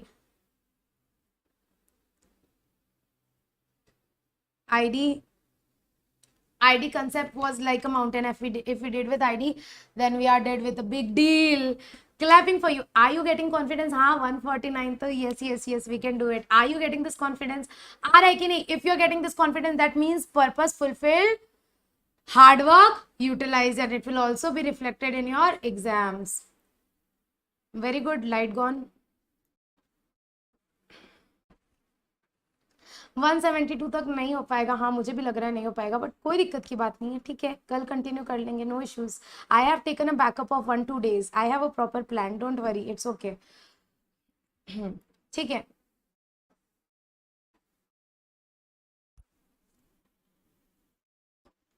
Next is section 150. Section 150 talks about selection of ID. उतना important section नहीं है, मैं एकदम ऊपर से आपको दिखा दे रही हूँ. Section 150, it's like how you will select the ID. You said that ID should be independent, he should not be associated with company. तो हम कहाँ से ढूंढ के लाएं, from where we will find ID? शादी.com, यू नो ना, शादी.com. नहीं मिल रही है बीवी, कहाँ से लाएं? नहीं मिल रहा है अच्छा पति, कहाँ से लाएं? तो शादी.com. So similarly, there is a, just like shadi.com, there is a website of IICA for independent director. जैसे लड़का लड़की जिसको शादी करना होता है, अपना प्रोफाइल बना लो shadi.com में. Similarly, there is a concept that you want to become ID, you make your profile in IICA website. There is a website just like shadi.com. There is a website, you make your profile in that website, and those company who want to appoint ID, they can search and they can select one from the ID. जैसे shadi.com में आप देखेंगे लड़की की photo देखेंगे, you will see her photograph, you will see her qualification, education, interest and all, and then you will choose one which is best for you, Similarly, same procedure, company have to select. There is a database, there is an online database in the website of IICA, where if you want to become ID, you can register yourself in that database, in that website, and the company who will be searching the ID, they can select one ID from the database of the ID. This is given in section 150, which talks about the a selection procedure of ID. Not very important, I'm just telling you very basic thing. 717, page number 717. Okay,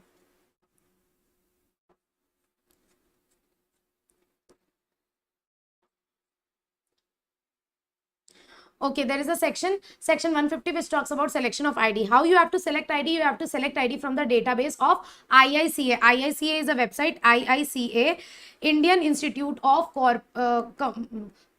Corporate Affairs. Indian Institute of Corporate Affairs. It's your responsibility, it's the company responsibility to take proper due diligence before selecting the independent director. You have to apply online to the IICA for getting registered as the independent director. If you don't want to become the independent director, then you can apply on voluntary basis also. How you can apply?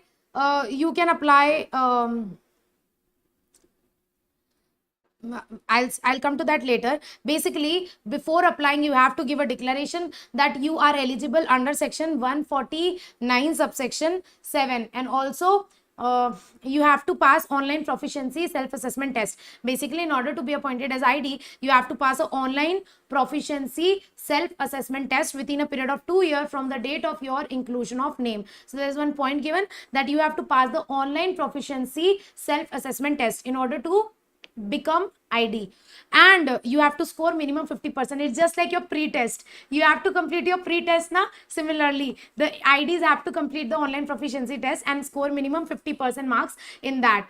Okay, there is no limit on the number of attempts. You have limit 100 attempts in your pre-test, but in this online proficiency test, there is no limit. However, certain people are not required to give the online proficiency test if you have a minimum 3 years of experience in any listed company, in any unlisted public company which is having paid up of 10 crore or more, in any listed body corporate, in any body corporate outside India, or any statutory corporation. So if you are having a minimum 3 years experience in any of these big companies, then you will not be required to pass the online proficiency test.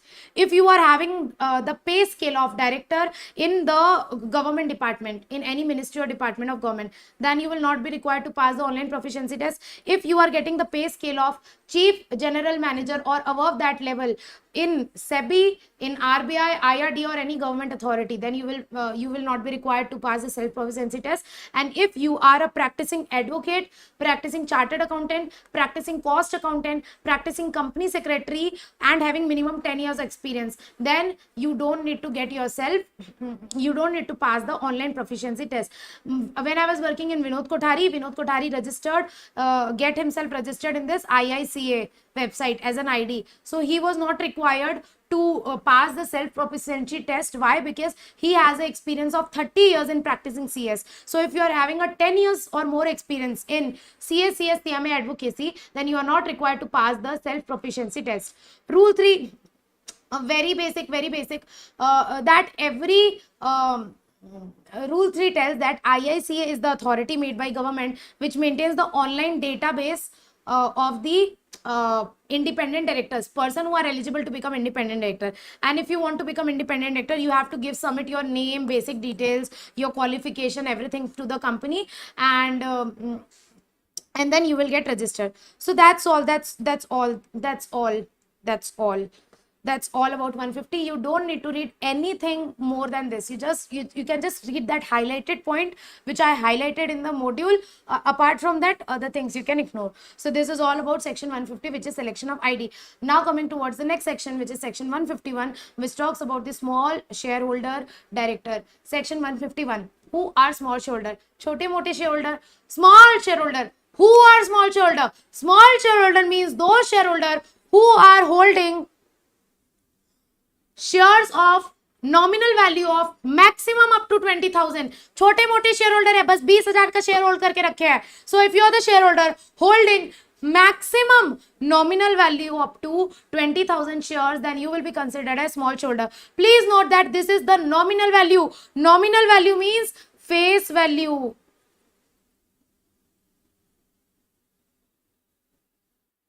Nominal value means face value, which means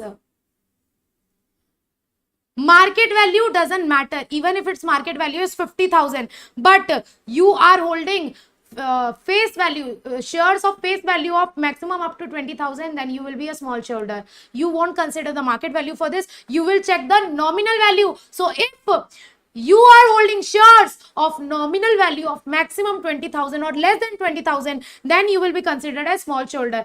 And there should be a person among the small shareholder in the board of the company. There should be a person in the board of the company who's representing the small shareholders, who's taking care of the interest of the small shareholder. They will be considered as small shareholder director. So small shareholder director means a director who is representing the small shareholder, who's appointed on behalf of the small shareholders. So which company has this requirement of appointing the small shareholder? Listed companies. Is it compulsory? The answer is no, it's not compulsory, which means it is optional for listed company to appoint a small shareholder director. And you know what? Even the small shareholder can request the company, sir, please appoint as our director. Please appoint one person. We want Rajnikant to be appointed as the small shareholder director. So even the small shareholder can make a request to the company that company, please appoint a small shareholder director. So this many small shareholder can request. Can a one small shareholder request? No. There is a minimum criteria that minimum 1000 small shareholder or minimum 1000 small shareholder or 1/10 of the total number of small shareholder. Here you will consider number, not paid up value. Here you will check the total number of small shareholder. So you have to check 1000 small shareholder or 1/10. 1/10 means 10%. 10% of the total number of small shareholder, whichever is less. Whichever is less. So let's say total number are, let's say 1 lakh. 1 lakh number of small shareholders are there. So what will be the 10%? It will be 10,000. So 10,000 or 1,000, whichever is less. Whichever is less, 1,000. So let's say there are 50,000 shareholder, small shareholder. 50,000 small shareholder, then 10%. 10% of 50,000 will be 5,000. So your limit will be 1,000 or 5,000, whichever is less. So your limit will be 1,000. So minimum 1,000 small shareholders should make application to the company, should make a request to the company. So minimum 1,000 small shareholder or 1/10 of the total number of small shareholder, whichever is less. They should make application to the company. And how they will make application? They will give notice to the company. It will be signed, and along with that, they have to mention the name, address, shares, folio number. Folio number means her share का ना एक folio number होता है. तो you have to give the share folio number of all the small shareholder as well as the proposed SSD. SSD means not secondary storage device. SSD means small shareholder director. So you have to give the name, address, share, portfolio number of small shareholder and the proposed SSD of the company. And along with that, you have to give a statement that this director person has given his DIN, he has given his consent to be appointed as director, and he is not disqualified to become the director. So he has given his DIN, he must have a valid DIN, he has given his consent to be appointed as director, and he is not disqualified. So you have to give all this statement. You have to give all this statement to the company at least 14 days before the meeting. So this small shareholder had to give a notice to the company and request that please appoint a small shareholder, and this has to be given at least 14 days before the meeting. And you know what? One question: is it necessary for this proposed SSD to be a small shareholder? Can a person who is not a small shareholder, can he be appointed as a small shareholder director? My one question: can a person who is not a small shareholder, but can he appointed as a small shareholder director? Can he appointed as a small shareholder director? Tell me. Ankush is saying yes. Yes. He can be appointed as small shareholder director. Yes. Perfect. So here one point is given, yes, yes, yes, yes. Everybody saying yes. So here one point is given that even if you are not a small shareholder, then also you can be appointed as a small shareholder director. And if you are not a small shareholder, if you are not holding any share in the company, then it's okay if your shares or folio number is not specified. If the proposed SSD is not the existing shareholder, then we will specify only the name and address of that proposed SSD. It's okay if we don't specify the shares or folio number of that SSD. We are done with this. And you know what? It is optional. If the small shareholder has given request, they have requested the company, please appoint a small shareholder director, then is it compulsory for this listed company to appoint a small shareholder director? The answer is no. Why? Because even if the small shareholder has given request to the company, still it is optional for a listed company to appoint a small shareholder director. It's on the wish of listed company that if the listed company wants, then the listed company can appoint a small shareholder director, and if the listed company does not want, then it can ignore the request of the small shareholder. Go away, I don't care. Okay. Done.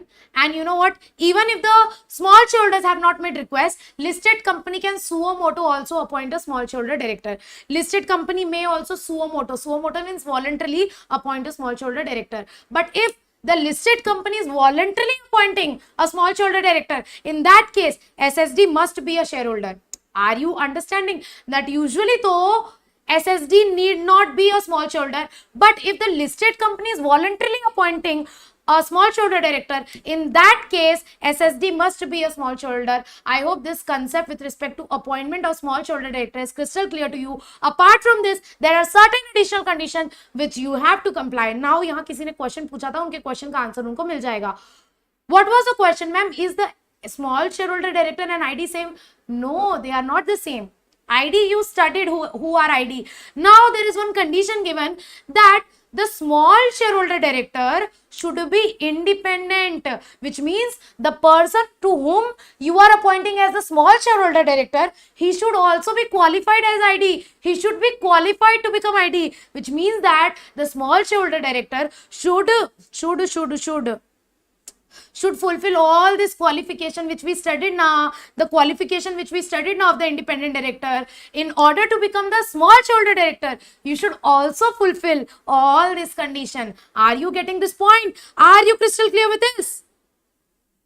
That in order to be appointed as a small shareholder director, you should be qualified to become independent director, and you should declare your independence. You should declare your independence just like ID. Next is you are not liable to retire by rotation. What is rotation? We will study in section 152 that every year director have to retire. Like you will retire, next will come. You will retire, next will come. So every year we have to change the director, and that is known as rotation. But the small shareholder director is not liable to retire by rotation. Why? Because he has a fixed tenure of 3 years. He has a fixed tenure of 3 years. एक बार appoint कर लिया ना, 3 साल के लिए कर लिया, rotate नहीं होगा. So he has the tenure of small shareholder director is fixed.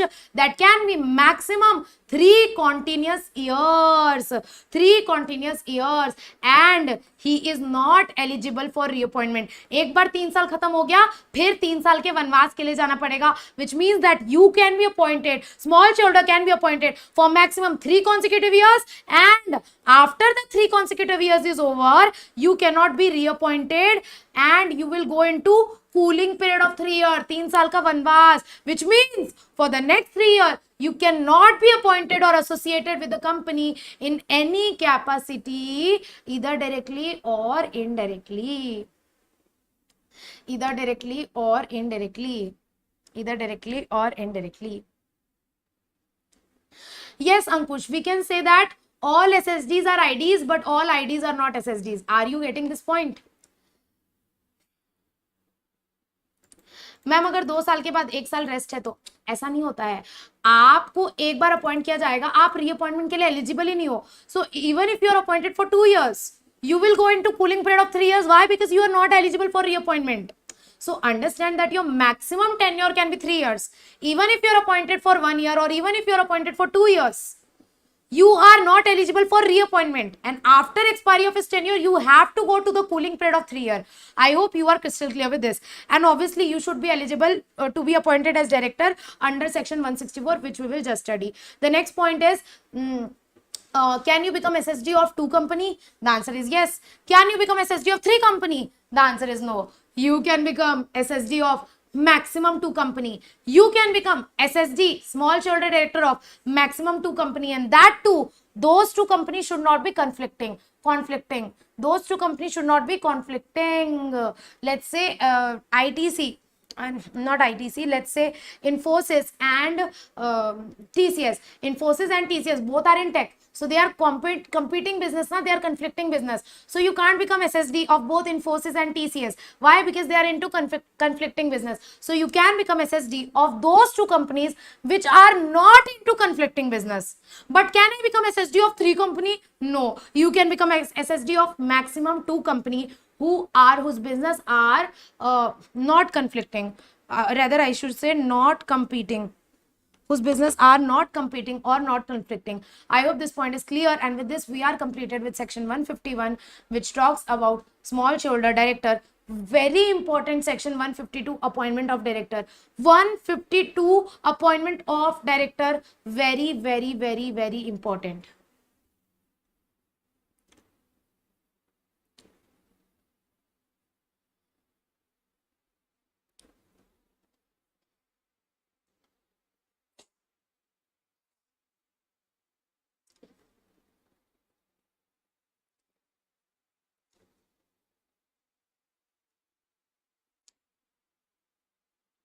Okay. Section 152, appointment of director.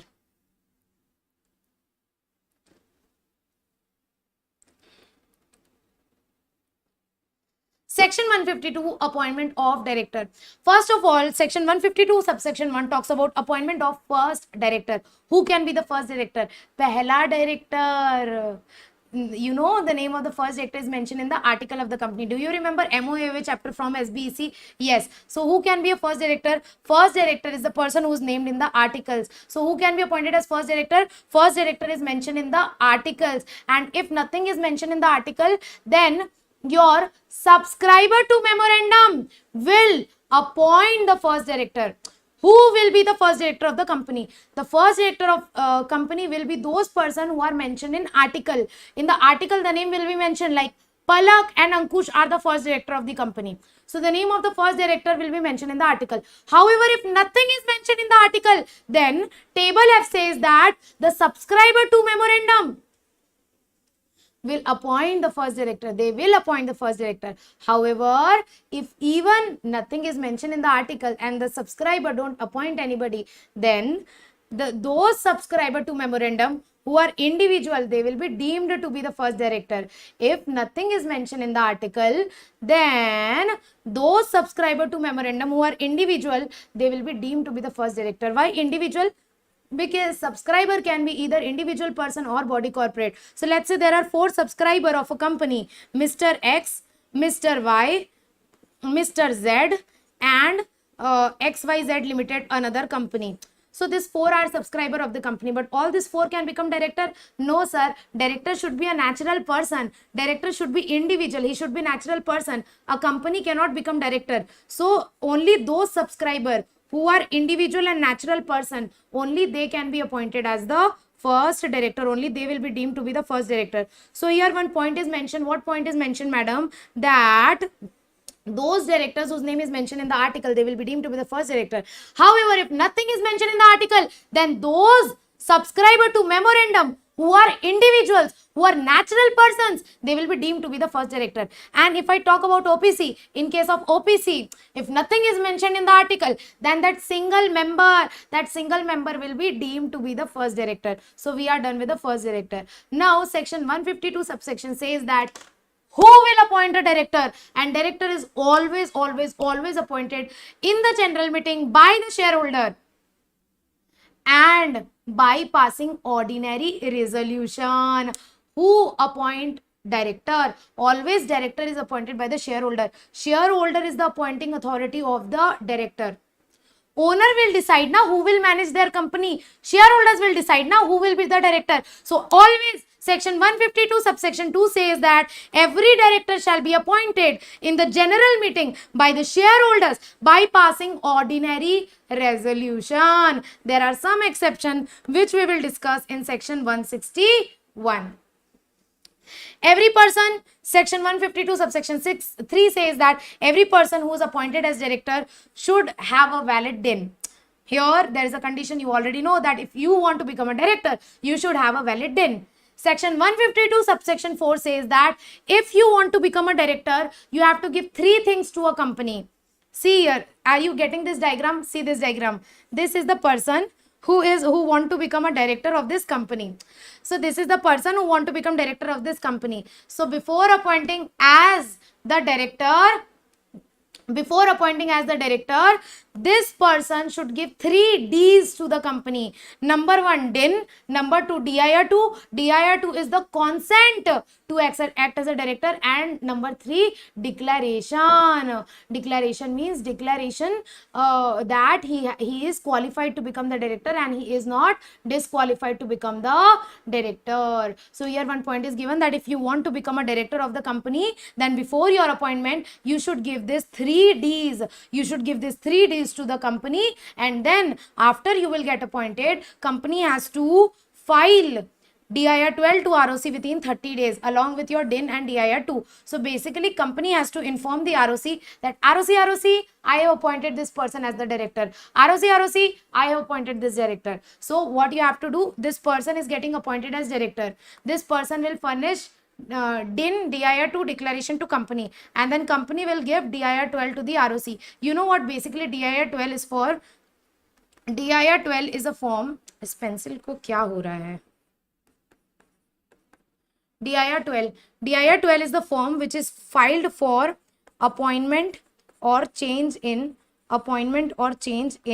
director or KMP. So whenever you appoint any director, whenever you appoint any key managerial personnel, or whenever you remove them, or whenever there is any change, appointment or cessation in the director or KMP, then you have to file the DIR 12. So whenever you appoint director, you have to file DIR 12. Whenever you remove director, you have to file DIR 12. Whenever you appoint KMP, you have to file DIR 12. Whenever you remove KMP, you have to file DIR 12. So this is the basic requirement. Where it is written, ma'am? It is written in section 152, subsection 4 and subsection 5. It is written that director have to give 3 things. DIN, declaration that he is not disqualified, and DIR 2. DIR 2 is for the consent to act as a director, and then company will furnish these details to ROC in the form number DIR 12 within 30 days of the appointment. I hope this point is crystal clear to all of you. Very important, section 152 subsection 6, very important, section 152 subsection 6, which talks about rotation of director. Rotation, rotate karo, badlo.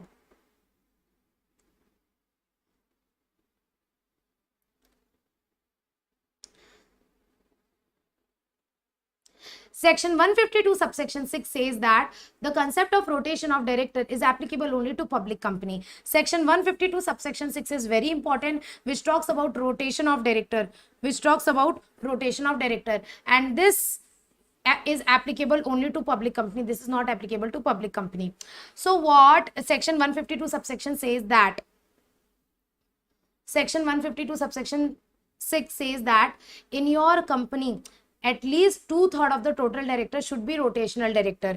At least 2/3 of the total director. At least 2/3 of the total director should be liable to retire by rotation. Liable to retire by rotation matlab they should be rotational and we will rotate them. Rotate means remove them, appoint somebody else, remove them, appoint somebody else. So at least means minimum, and whenever there is a word at least, so if there is any decimal figure, you will round off it to a higher number. So section 152 subsection 6 says that in your company, minimum 2/3 of the total director should be rotational director, which means maximum 1/3 can be non-rotational director. And here in total director, IDs are not included. Why? Because IDs are not liable to retire by rotation. IDs tenure is fixed. आपको पता है ना, अभी हमने पढ़ा that IDs are appointed for the fixed term of 5 years. So tenure of ID is fixed now. IDs cannot rotate. IDs are not rotational director. So in this total director, we will not include IDs. So let's take an example of this. Let's take the example. Let's say there is a company XYZ Limited, and in XYZ Limited there are total 10 directors. So there are total 10 directors. Minimum how many directors should be rotational director? Very easy. You will calculate 2/3. So how you will calculate? You will calculate 2/3 of 10, which is 6.667. So it is in decimal. You will always round off it to the higher number. Why? Because at least word is used. At least 2/3 of the total director should be rotational director, which means that you will round off it to upper number. You will round off it to higher number, which means इसको अगर आप round off करोगे तो 7 director, minimum 7 director should be rotational, which means that among total 10 director, minimum 7 director should be rotational director and maximum 3 director can be non-rotational director. Are you getting this point? Yes, madam, very easily. Now another example. Another example.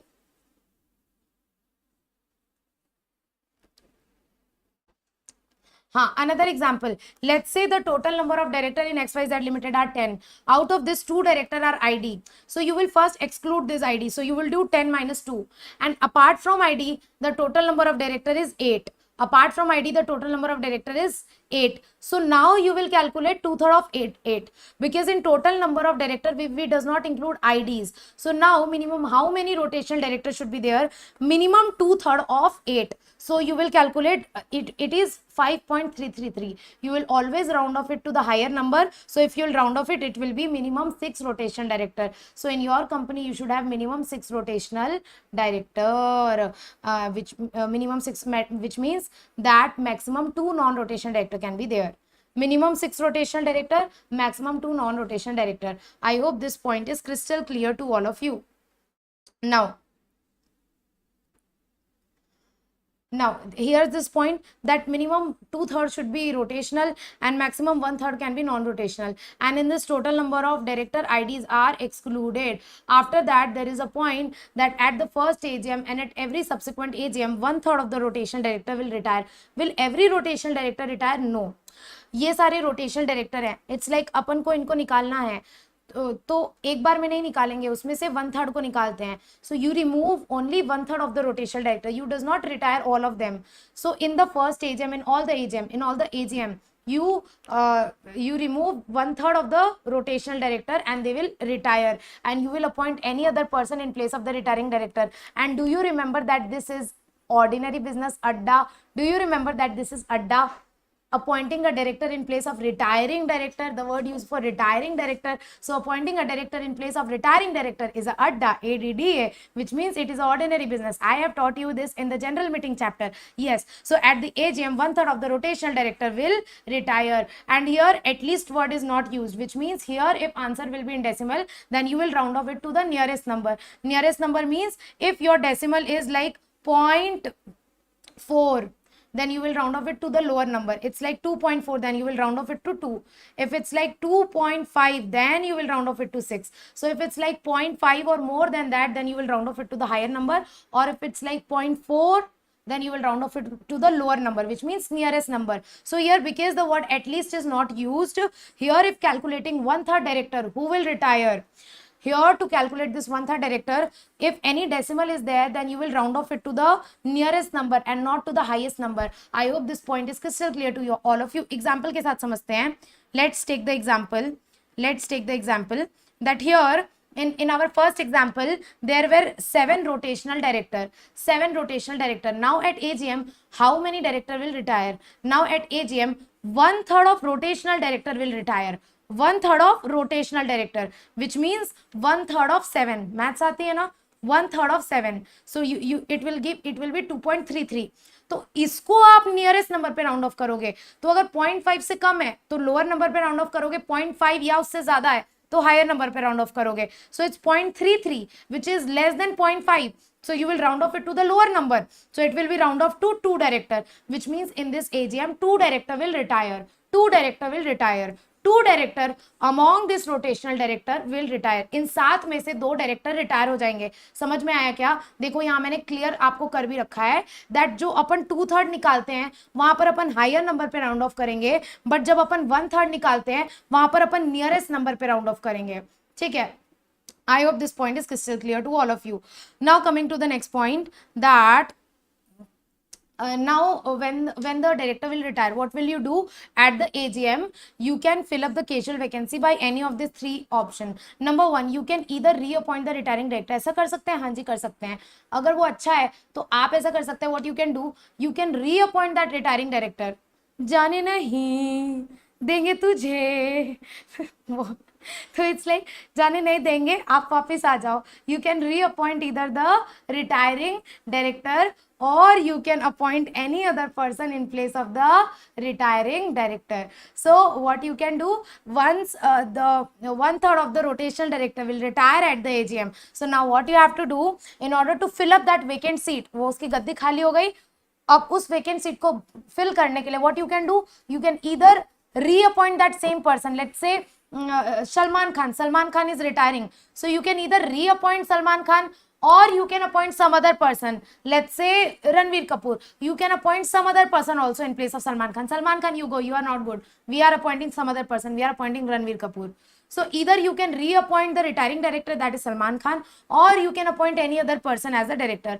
Or if there is no need to appoint the director, then you can file a resolution to not to fill vacancy. You can file a resolution to not to fill vacancy if there is no need. Sometimes we are still fulfilling the minimum number of director requirement. So sometimes you don't need to appoint any further director.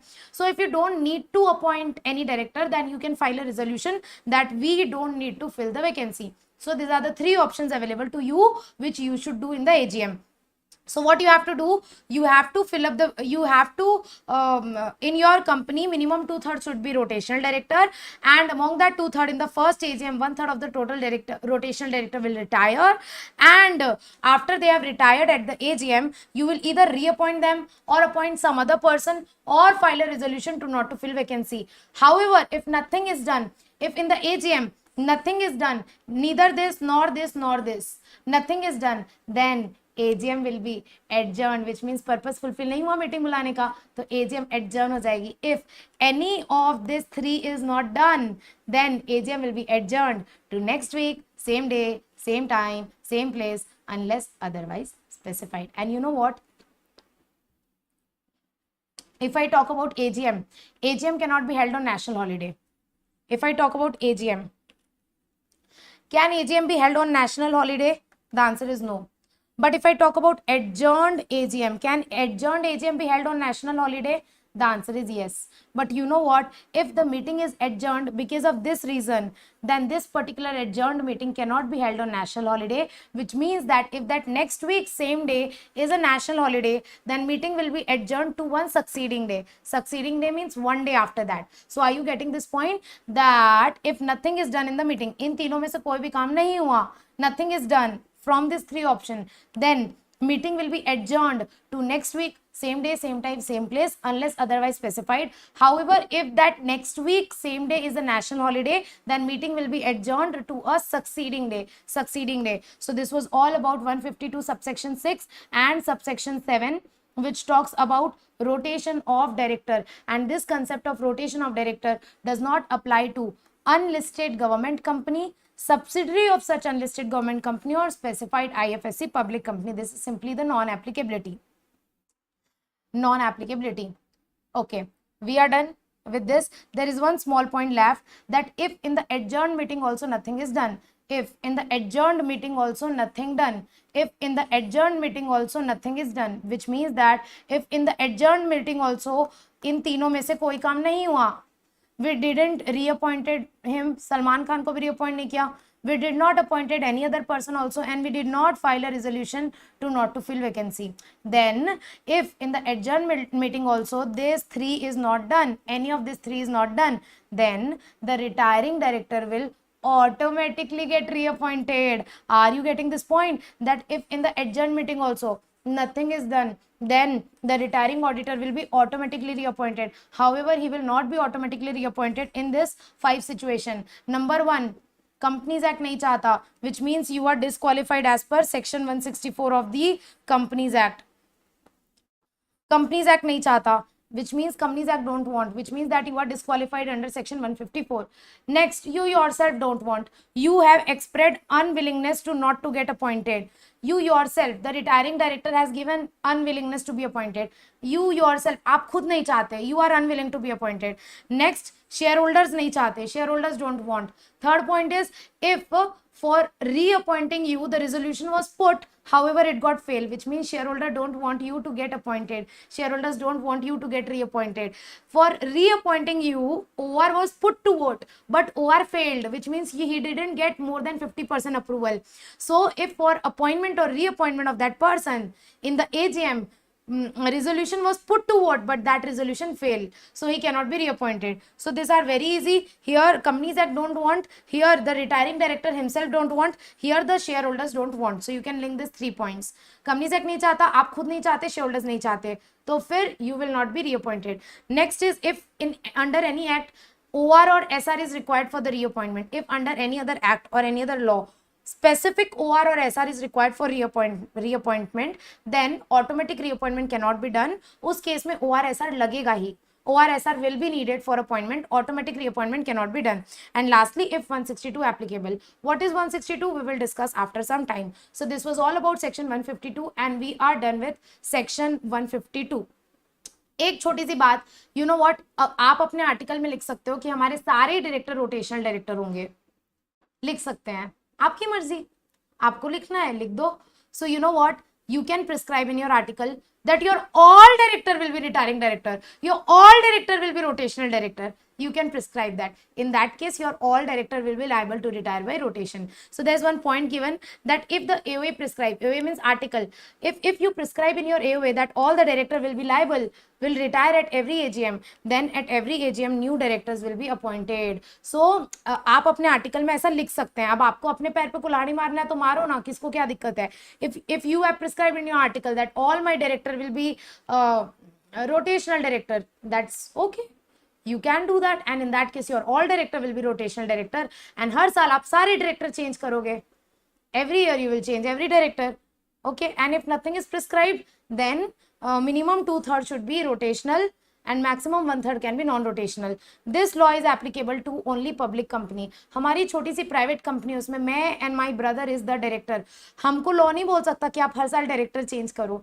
So this law is not applicable to private company. This rotation concept is applicable only to a public company. With this, we are done with section 152. इसके साथ साथ मैं आपको section 161 भी कराना चाहती हूँ. Section 161 छोटा सा सेक्शन है, सुन लो. Section 161. Section 161 talks about exception of section 152 subsection 2. Do you remember that section 152 subsection 2 में हमने पढ़ा था कि डायरेक्टर्स को हमेशा शेयर होल्डर्स अपॉइंट करेंगे. Directors will be appointed by share holders. We studied that. Who appoint directors? Shareholders appoint directors. Shareholders is the authority to appoint director. So shareholders pass shareholders pass ordinary resolution to appoint directors. But you know what? There are some exception, and the exception is section 61. Under section 61, these directors are appointed by board and not by shareholder. So this is the exception of section 152. Why? Because section 152 says that the directors will be appointed by the shareholders in the general meeting, and here section 161 is an exception, that here the director will be appointed by board and not by the shareholder.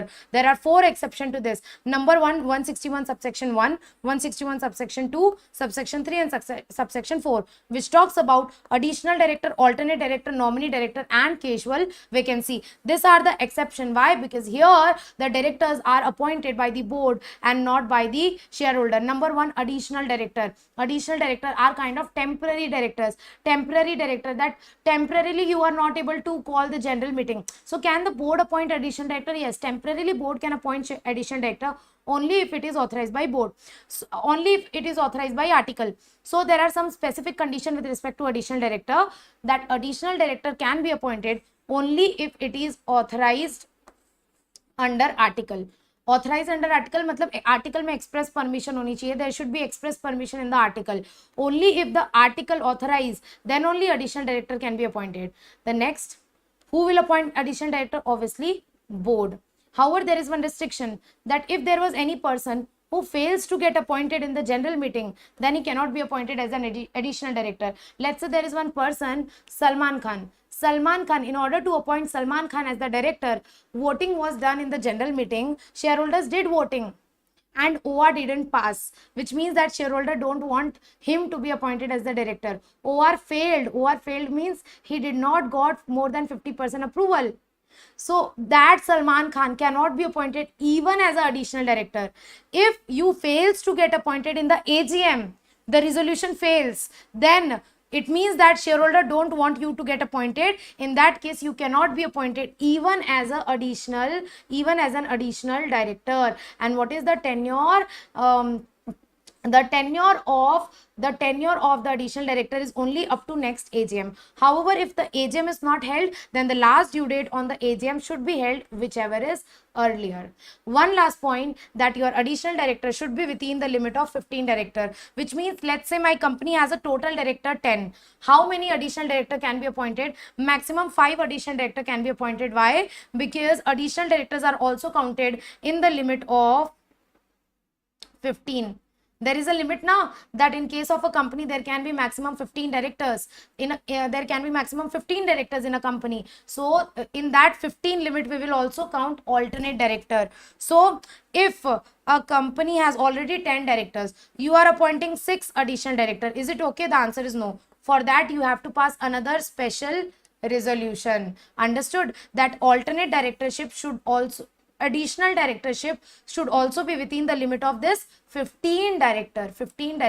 With this we are done with the additional director. The next point is alternate director. Alternate matlab ek ke badle dusra. Alternate, it's like एक director गया तो दूसरा ले आओ, एक के बदले दूसरा. So it's like there is a concept of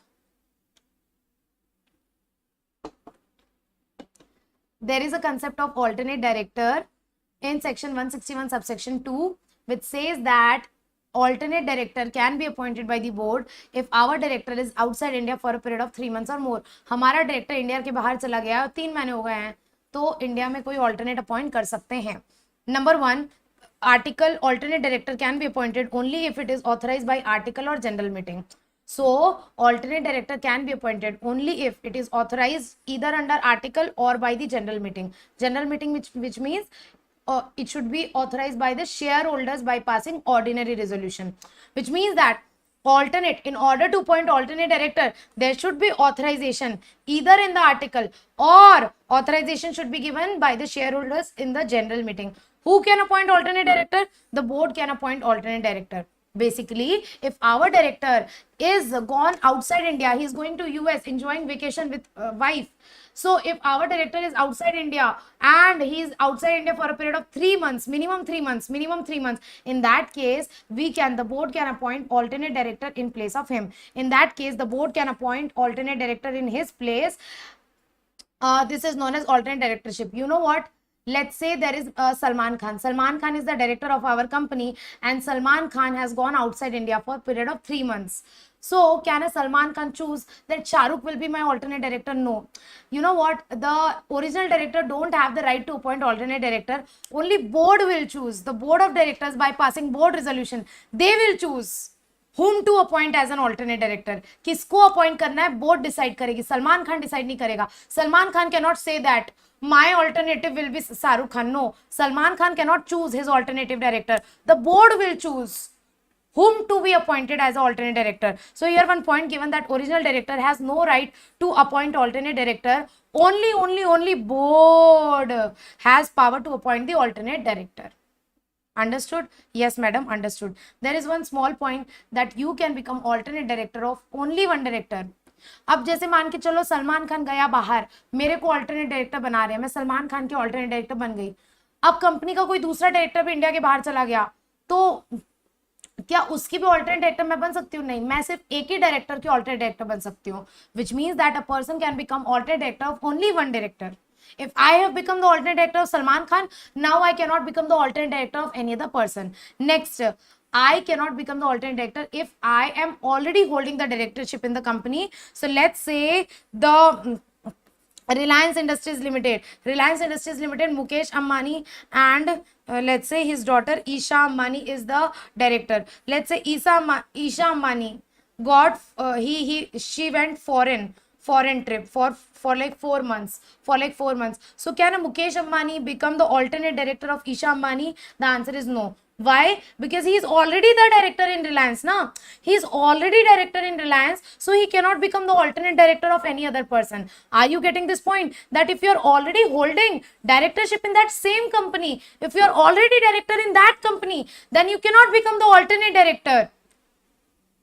Are you getting this point? Because in this Reliance Industries Limited, Mukesh Ambani is also director, Isha Ambani is also director. And Mukesh Ambani cannot become the alternate director of Isha Ambani. Why? Because Mukesh Ambani is already a director in this Reliance. So if you are already holding a directorship, you cannot hold alternate directorship in the same company. Next is, what is the tenure of the alternate director? The tenure will be only up to the tenure of original director expire or till the original director return to India. So if let's say original director return to India, my job will be over. मेरे को तब तक के लिए appoint किया गया जब तक वो इंडिया के बाहर है. When he will return to India, my job will be over. Alternate directorship job will be over. So what is the tenure till the original director return to India or till the tenure of original director expire? Till the tenure of original director expire.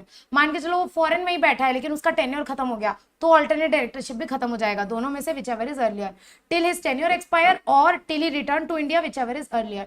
There is one small point given that if the original director is independent, then even his alternate director should be qualified to become independent director. Here one point is given that a person can become the alternate director of ID only if he is qualified to be appointed as the ID.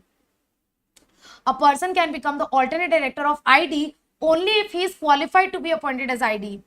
There is another point given that there is a provision of automatic reappointment of rotational director. We studied now, and that automatic reappointment of original director does not apply to alternate director. मतलब अगर original director reappoint हो रहा है इसका मतलब ये नहीं है कि alternate director भी automatic reappoint हो जाएगा. No. So if the original director is reappointed, it doesn't mean that the alternate director is even reappointed. No. So this reappointment of original director is not applicable to alternate director. Lastly, alternate directorship should be within the limit of 165. 165 means limit of total directorship, which I'll come to that later. 161 subsection 3 very laddu nominee director, which says that nominee director can be appointed subject to article. Subject to article, now please understand there is a difference between subject to article and authorization in article. Subject to article मतलब article में मना ही नहीं होनी चाहिए, कुछ otherwise नहीं लिखा होना चाहिए. Authorized by article मतलब article में express permission होनी चाहिए. So there is a difference between authorization in article and subject to article. So here, in order to appoint the alternate director, article should authorize, which means there should be express permission in the article that yes, this company can appoint, the board can appoint the alternate director. But even if nothing is mentioned in the article, nominee director can be appointed by board. Why? Because the law says subject to article. Subject to article means nothing contrary should be written in the article. Nothing against should be written in the article. Like it should not be written like this company cannot appoint nominee director. If it is written expressly that company cannot appoint nominee director, then only board cannot appoint nominee director. But if nothing is written in the article, then nominee director can be appointed. Who will appoint? Obviously board will appoint. Nominee of whom? Nominee of either any bank or institution as per any law or agreement. Usually when we take loan, as per the loan agreement, the bank appoint nominee director, or the central government or state government can appoint a nominee director by virtue of their shareholding in a government company. So who can appoint a nominee? Who's nominee? Nominee of any bank or financial institution as per any law or agreement, or the nominee of any central government, state government by virtue of their shareholding in the government company. Their nominee will be appointed by the board. So this was the small concept of nominee director. The next concept is casual vacancy, which is discussed in section 161 subsection 4.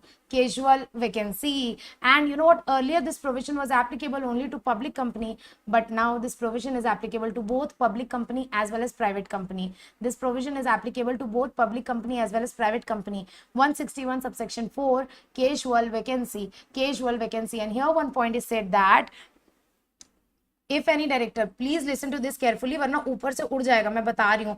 इस section में ना खेल हो सकता है आपके साथ, तो आपके साथ खेल ना हो, ध्यान से सुन लो. If any director who is appointed in general meeting, ऐसा डायरेक्टर जो जनरल मीटिंग में अपॉइंट हुआ है, if any director who is appointed in general meeting vacates his office before his tenure, his seats got vacate, be it for any reason, for death, insolvency, resignation, annulment, for any reason वो अपनी राजगद्दी छोड़ के चला गया before expiry of his tenure, he vacates his office before expiry of his tenure, then who will fill up that casual vacancy? Subject to article. Subject to article मतलब article में कुछ और नहीं लिखा हुआ होना चाहिए. If आर्टिकल में कुछ नहीं लिखा है, nothing is prescribed in the article, then such vacancy may be filled by the board at the board meeting. And subsequently it should be approved by members in next general meeting. What does this mean? This means that if nothing is prescribed in article, then if there is any casual vacancy of such a director who is appointed in the general meeting, that casual vacancy has to be filled by the board at the board meeting, which means board will call a board meeting. They will hold a board meeting. In that board meeting, they will do voting and they will pass board resolution. So by passing a board resolution, they will appoint any other person. They will fill up that casual vacancy. Let's say we want to appoint someone and we want to fill up the casual vacancy by appointing Vicky Kaushal. So now we will do voting in the board meeting. Should we appoint Vicky Kaushal as the director to fill up the casual vacancy? So we will do voting. If majority of the directors say yes, then the board resolution will be passed and he will be appointed.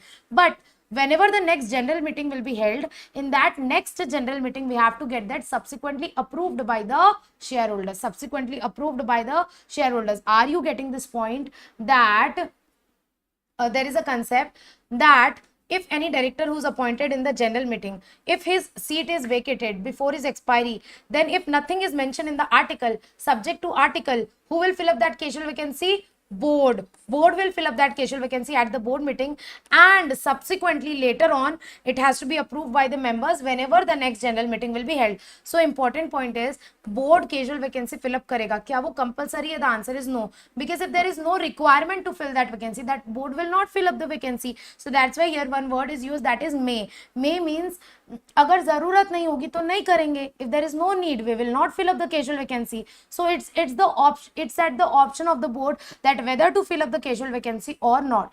Number 2, only those director who's appointed in general meeting, उसकी vacancy होगी तो ये section apply होगा. Which means that let's say if there is a casual vacancy of alternate director, तो क्या उस case में ये सेक्शन अप्लाई होगा? The answer is no. Why? Because alternate director is not appointed in general meeting. Alternate director is appointed in board meeting.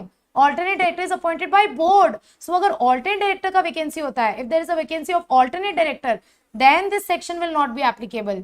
This section will be applicable only if there is a vacancy of that director who's appointed in general meeting.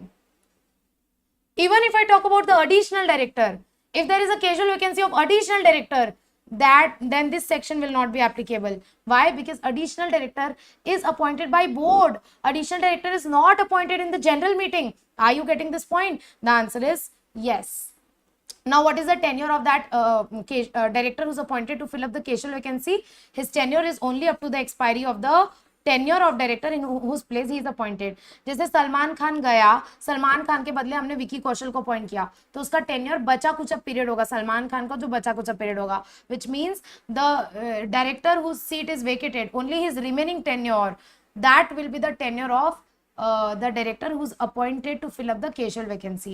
His tenure will be the remaining tenure of the original director. I hope this point is crystal clear, and with this we are done with section 161, which was again a huge section. मैं आपको एक छोटा सा section और कराना चाहती हूँ जो बहुत ज्यादा इंपॉर्टेंट नहीं है, पक्का 5 मिनट में छोड़ दूंगी. डिन का एप्लीकेबिलिटी बहुत ज्यादा इंपॉर्टेंट नहीं है, छोटा सा पॉइंट है. डिन को लेकर के छोटी सी बात है, that you have to get DIN, right? You have to get DIN, you have to get DIN, and every person who have to get appointed as a director, they have to get DIN. So how will you get DIN? For getting a DIN, you have to make application to the central government in the form number DIR 3. For getting a DIN, you have to make application to the central government in the form number DIR 3. DIR 3.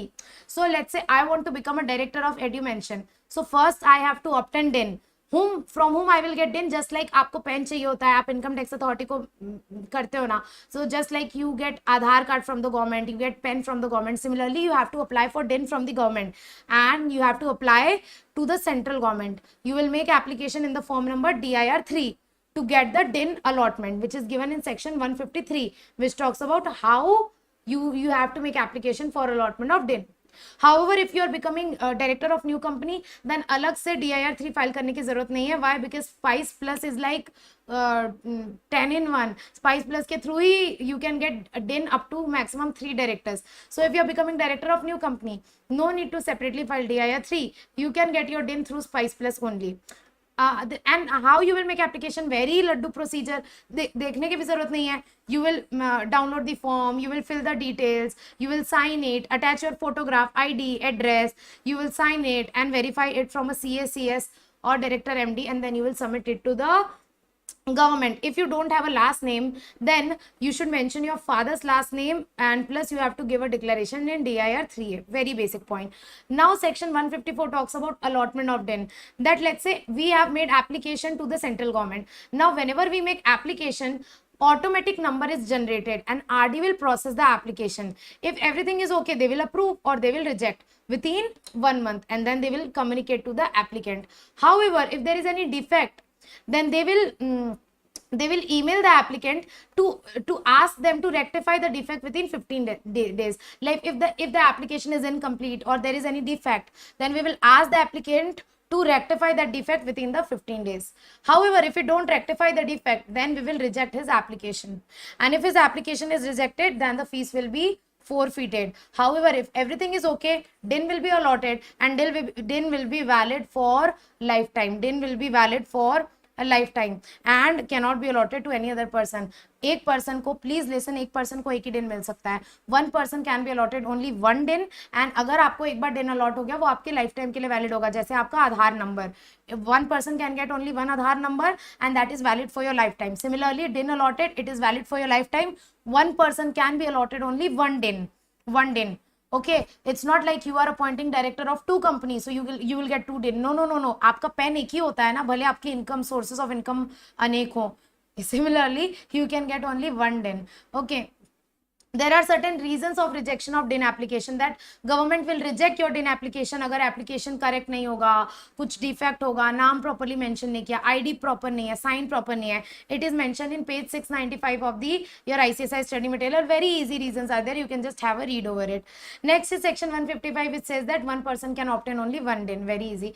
156, 157 not very important. Director को जिस भी company में appoint होता है, DIN बताना पड़ता है DIR 3B में within 1 month, and company has to furnish the DIN, give the DIN to the ROC within 15 days in the form DIR 3C. And DIN has to be mentioned in all the documents. Default penalty, you can ignore this. There are cases of like change in DIN. If you want to make any changes in your DIN, then you have to inform to the central government in the form number DIR 6. However, there is one last point of the surrender, cancellation of DIN and DIR 3 KYC. After that, today's class will be over. बहुत छोटा सा point है, 2 minute में हो जाएगा. There is a small concept given in page number 696. So if you'll come to page number 696.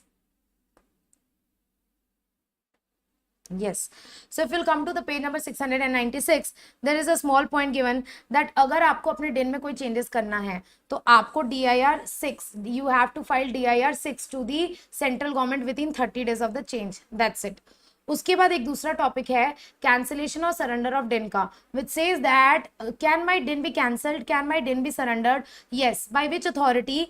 The authority to cancel और surrender the DIN is central government और RD north Noida, RD of only Noida, और any other authorised officer by the RD, any other authorized officer of this RD. So this is the competent authority who can cancel or deactivate the DIN.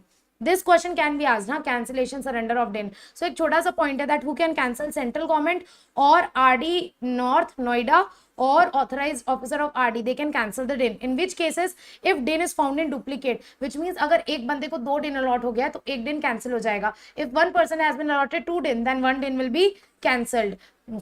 And if you have obtained DIN by fraudulent manner, आपने झूठ बोल के DIN लिया, you have done fraud, then your DIN will be cancelled. With your death, if somebody dies, DIN will be cancelled. If you become unsound mind, पगले हो गए, पागल, crazy, if you become unsound mind, DIN will be cancelled. Why? Because if you will become unsound mind, you cannot be appointed as a director, so your DIN will be cancelled. Pencil बोल pencil, तेरी DIN cancel. Okay. If you are adjudicated as insolvent, आप insolvent हो गया, दिवालिया निकल गया, your DIN will be cancelled. Why? Because you become disqualified to become director, and before cancelling a DIN, opportunity of being heard should be given. Lastly, मेरे को खुद को surrender करने का है, मेरे को नहीं चाहिए DIN, मेरे को नहीं बनना है किसी कंपनी का डायरेक्टर. तो if you yourself want to surrender means voluntarily you want to surrender the DIN. For that you have to file a DIR 5, you have to file a form DIR 5 to the central government, and along with that you have to give a declaration that I have never been appointed as a director and I have never used this DIN. I have never been appointed as a director and I have never used this DIN ever in my life. Then you will file form DIR 5 to the government, and government will check if everything is okay. Government will cancel your DIN. Pencil bol pencil, teri DIN cancel. Okay, so this is all about cancellation, surrender cancellation, surrender or deactivation of DIN.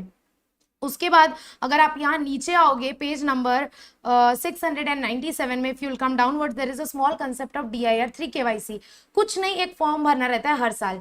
एक छोटा सा requirement है कि हर director को एक form भरना रहता है बस. KYC इतना सुने हो ना, पैन KYC, ये KYC, वो KYC. So there is just one simple requirement that every director have to file a KYC form to the government every year by 30th September. हर साल का हमें DIR 3 KYC करवाना है 30 सितंबर से पहले. बस एक फॉर्म रिक्वायरमेंट है दैट हर डायरेक्टर को, every director have to submit a KYC form, e form DIR 3 KYC. उस फॉर्म का नाम है ई फॉर्म DIR 3 KYC. और एवरी ईयर ऑन और बिफोर 30th